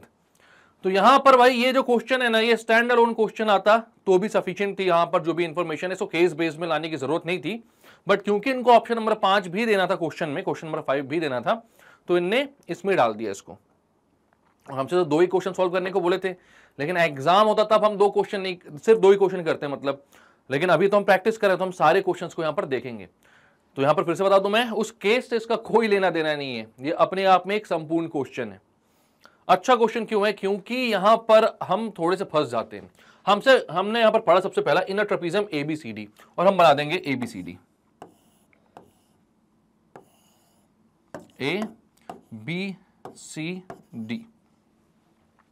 इन जनरल तो यही बोलते हो आप, एबीसीडी ऐसे ही बनता है, बट यहां पर क्या दिया हुआ, A B is parallel to C D, A B C D के पैरेलल है, ए बी सी डी के पैरेलल है, मतलब ए से बी जिस डायरेक्शन में जा रहा है उसी डायरेक्शन में सी से डी में भी जाना चाहिए, बट सी डी तो यहां पर उल्टा हो जा रहा है, तो मुझे यहां पर इधर सी और यहां पर डी बनाना पड़ेगा। तो एक्चुअल में ये जो ट्रेपीजियम है वो ए बी डी सी है, ठीक है। तभी तो diagonal AD and BC intersect at O है, एडी और बीसी ओ पर इंटरसेक्ट कर रहे हैं डायगोनल्स। अगर आप ए बी सी डी बनाते तो एडी और बीसी तो साइड हो जाते, बट यहां पर वो क्या है, डायगोनल्स हैं, ठीक है। अब क्या दिया है, OC equal to 3 centimetre, OC O कहां है सबसे पहले तो ये बनाओ, OC 3 है, ये 3 सेंटीमीटर है, सब सेंटीमीटर में, सेंटीमीटर लिख नहीं रहा हूं मैं, जगह नहीं होती, ठीक है। OB 2 है, OB कहां है भाई, OB ये है, ये 2 है, ठीक है। OA 4 है, ये 4 है, बहुत बढ़िया। OD की लेंथ बतानी है तो OD को मैं x बोल देता हूं, OD को x बोल देता हूं, ठीक है। अब मैं बोलता हूं in triangle ABO and triangle DCO, ABO and DCO, तो आप देखते हो एंगल A जो है वो किससे इक्वल है, एंगल D से, ठीक है। तो मैं इसको बोलता हूं angle BAO equals to angle CDO by alternate interior angle. Trapezium है तो ऑपोजिट दो साइड्स पैरेलल हैं, पैरेलल है तो भाई Z वाला एंगल बनेगा, Z मतलब कौन सा, ऑल्टरनेट इंटीरियर एंगल। तो ऑल्टरनेट इंटीरियर एंगल से भाई ये एंगल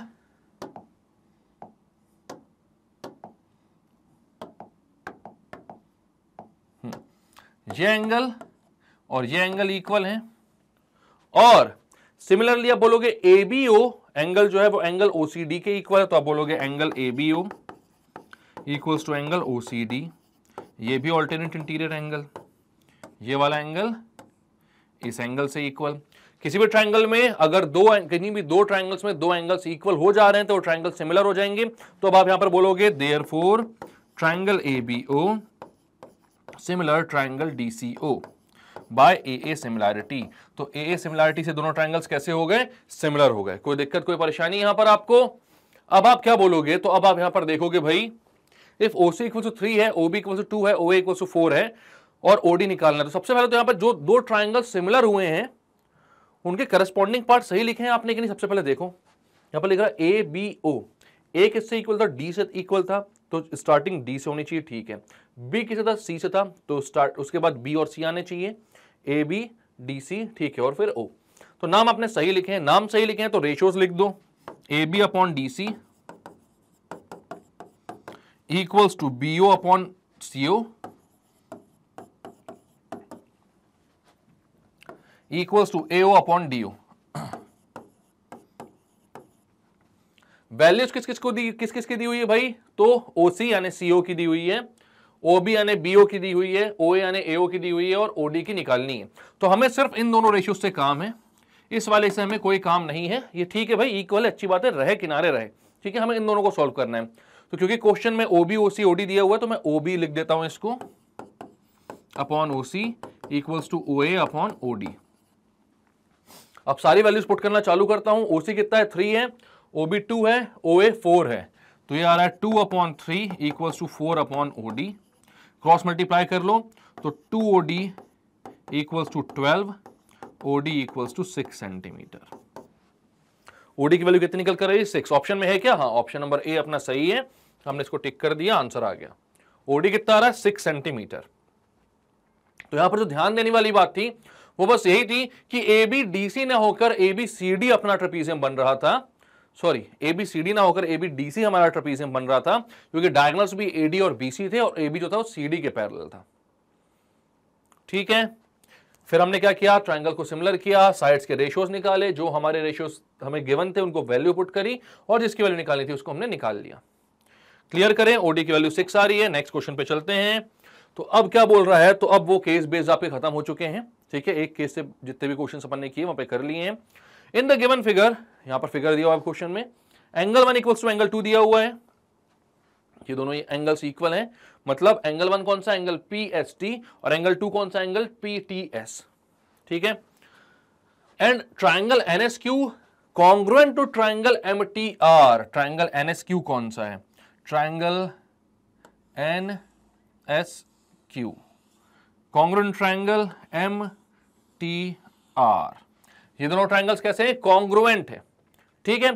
तो हमें क्या प्रूफ करना है? तो हमें प्रूफ करना है triangle PTS is similar to triangle PRQ। PTS मतलब ये छोटा वाला ऊपर वाला ट्राइंगल, ट्राइंगल PTS सिमिलर होगा किससे? ट्राइंगल PRQ से। ये हमको प्रूफ करना है।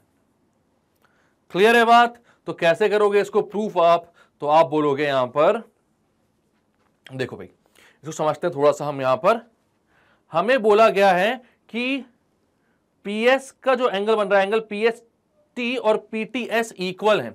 अगर दो एंगल्स इक्वल हैं तो ट्राइंगल्स में, किसी एक ट्राइंगल में दो एंगल्स इक्वल हैं तो उनके ऑपोजिट साइड्स भी इक्वल होंगे। Sides opposite to equal angles of a triangle are equal. तो यहां पर जो साइड PS है वो PT के इक्वल होगा, ठीक है। तो आप बोलोगे in a triangle PST PS equals to PT। क्यों भाई? Sides opposite to equal angles, sides opposite to equal angles, ठीक है। अब ये इक्वल है। अब क्या बोलोगे आप? अब दूसरी चीज कौन सी लेनी है अपन को, और पहली चीज में भी कुछ फर्क पड़ रहा है क्या? तो आप बोलते हो यहां पर एक चीज और वो ये है कि SQ और TR भी तो इक्वल है। SQ और TR भी इक्वल है, तो आप बोलोगे इन ट्राइंगल SQN, ये क्या नाम दिया हुआ है उसका? NSQ, and triangle MTR SQ equals to TR। SQ जो है ट्राइंगल NQS का और TR जो है ट्राइंगल TRM का, वो दोनों भी इक्वल होंगे, क्योंकि ये क्या है? एक कॉन्ग्रुएंट ट्राइंगल्स के पार्ट है, तो corresponding parts of congruent triangle. तो आप बोलोगे SQ इक्वल्स टू TR, ये क्या हो गया? CPCT।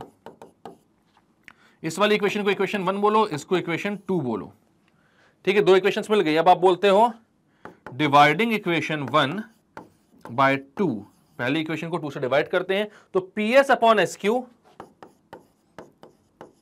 Is equals to PT upon TR। तो भाई यहां पर देखो PS upon SQ equals to PT upon TR आ रहा है, ठीक है। मतलब कि ये जो लाइन ST है, ये ट्राइंगल के दो साइड्स को इक्वल रेशियो में डिवाइड कर रही है। तो कौन सी थ्योरम की याद आती है आपको याद आती है Thales theorem, basic proportionality theorem की, और उसका भी कन्वर्स की। वहां पर आप बोलते हो कि भाई अगर कोई लाइन जो है वो किन्हीं दो साइड्स को इक्वल रेशियोज में डिवाइड कर रही है तो वो लाइन पैरेलल होगी थर्ड साइड के। तो आप क्या बोलते हो? देयरफॉर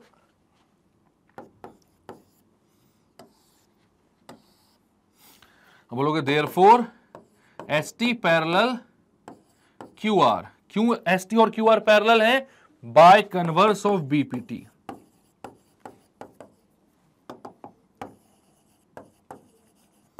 BPT के कन्वर्स के कारण। तो बेसिक प्रोपोर्शनलिटी थ्योरम के कन्वर्स के कारण ST और QR कैसे हैं?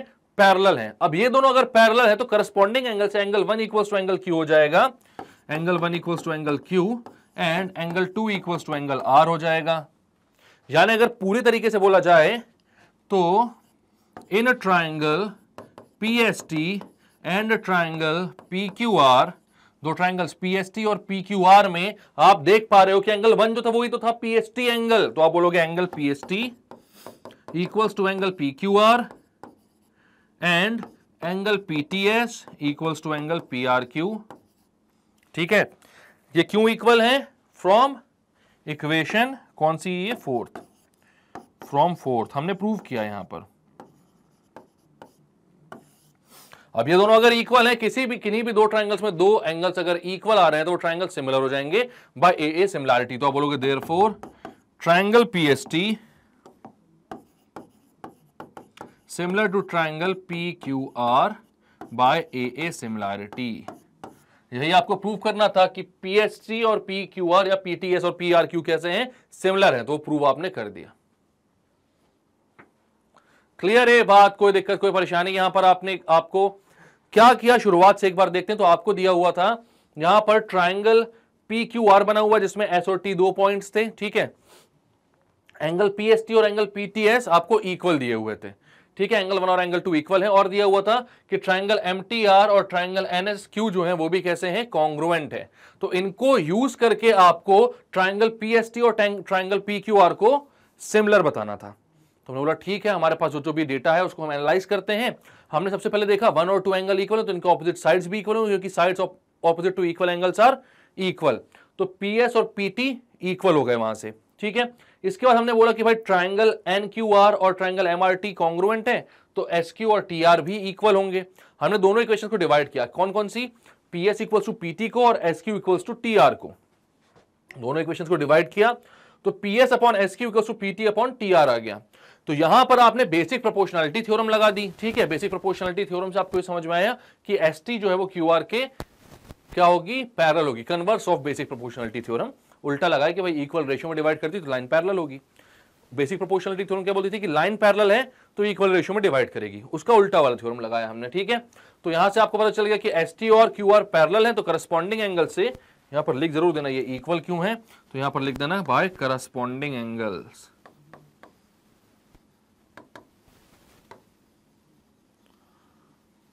ठीक है, करस्पॉन्डिंग एंगल से एंगल 1 और एंगल Q और एंगल 2 और एंगल R इक्वल है। ठीक है, तो दोनों एंगल्स इक्वल हो गए तो आपने बोला कि भाई ट्राइंगल्स कैसे हो जाएंगे? सिमिलर, क्योंकि दो एंगल्स इक्वल हो चुके तो ट्राइंगल सिमिलर हो गए। यही हमको करना था प्रूव। खत्म करते हैं इसको, लिख लो आप लोग जल्दी से। चलो, तो फिलहाल इस वीडियो में इतना ही। तो आई होप ये जो 1.5-2 घंटे जितनी भी देर का ये वीडियो है उसमें आपने ट्राइंगल्स के सारे कॉन्सेप्ट को समझ लिया होगा, सारे इंपॉर्टेंट क्वेश्चंस को, सारे टाइप के क्वेश्चंस को, एमसीक्यूज भी, सब्जेक्टिव भी, केस बेस्ड भी, तो सारे टाइप के क्वेश्चंस हमने यहां पर कवर भी कर लिए हैं। तो अब आप कोई सी बुक उठाकर बैठ जाओ यार। ठीक है, RDRS previous years question, sample paper जो लगाने लगा लो। इस चैप्टर के सारे क्वेश्चंस आपसे आराम से बन जाएंगे। अगर कोई भी डाउट आता तो मेरे से कभी भी आप कमेंट सेक्शन पर पूछ सकते हो। ठीक है, टेलीग्राम चैनल भी ज्वाइन करो, इंस्टाग्राम चैनल भी ज्वाइन करो, स्टेप अप एकेडमी के नाम से ही है। और अगर अच्छा लगा वीडियो तो इसको लाइक कीजिए, सब्सक्राइब कीजिए हमारे चैनल को और शेयर कीजिए इसको अपने सारे फ्रेंड्स एंड रिलेटिव के साथ, क्योंकि आपको पता है, क्योंकि भाई यहां पर NEET, JEE, boards, legal education, CLAT, CUET, CA, CPT जितने टाइप के एग्जाम्स है ना, सबकी प्रिपरेशन होती है। तो ये वन स्टॉप सॉल्यूशन है सभी के लिए। तो जो भी आपके आसपास कोई भी पढ़ाई कर रहा होगा, इनमें से ही एक वो पढ़ाई होगी और उसका एग्जाम की भी तैयारी यहां पर करवाई जाती है। तो शेयर करो, सबके लिए बेनिफिशियल है चैनल बहुत ज्यादा। ठीक है, एंड लास्ट में आपको मेरे स्टेप अप एकेडमी और इस परेशान आत्मा की तरफ से थैंक यू सो मच कि आप शुरुआत से लेकर लास्ट तक इस वीडियो में जुड़े रहे। मिलेंगे नेक्स्ट वीडियो में जहां पर एक और चैप्टर में लेकर आऊंगा उसके सारे कॉन्सेप्ट्स और सारे क्वेश्चंस के साथ। तब तक के लिए bye bye, keep studying and take care.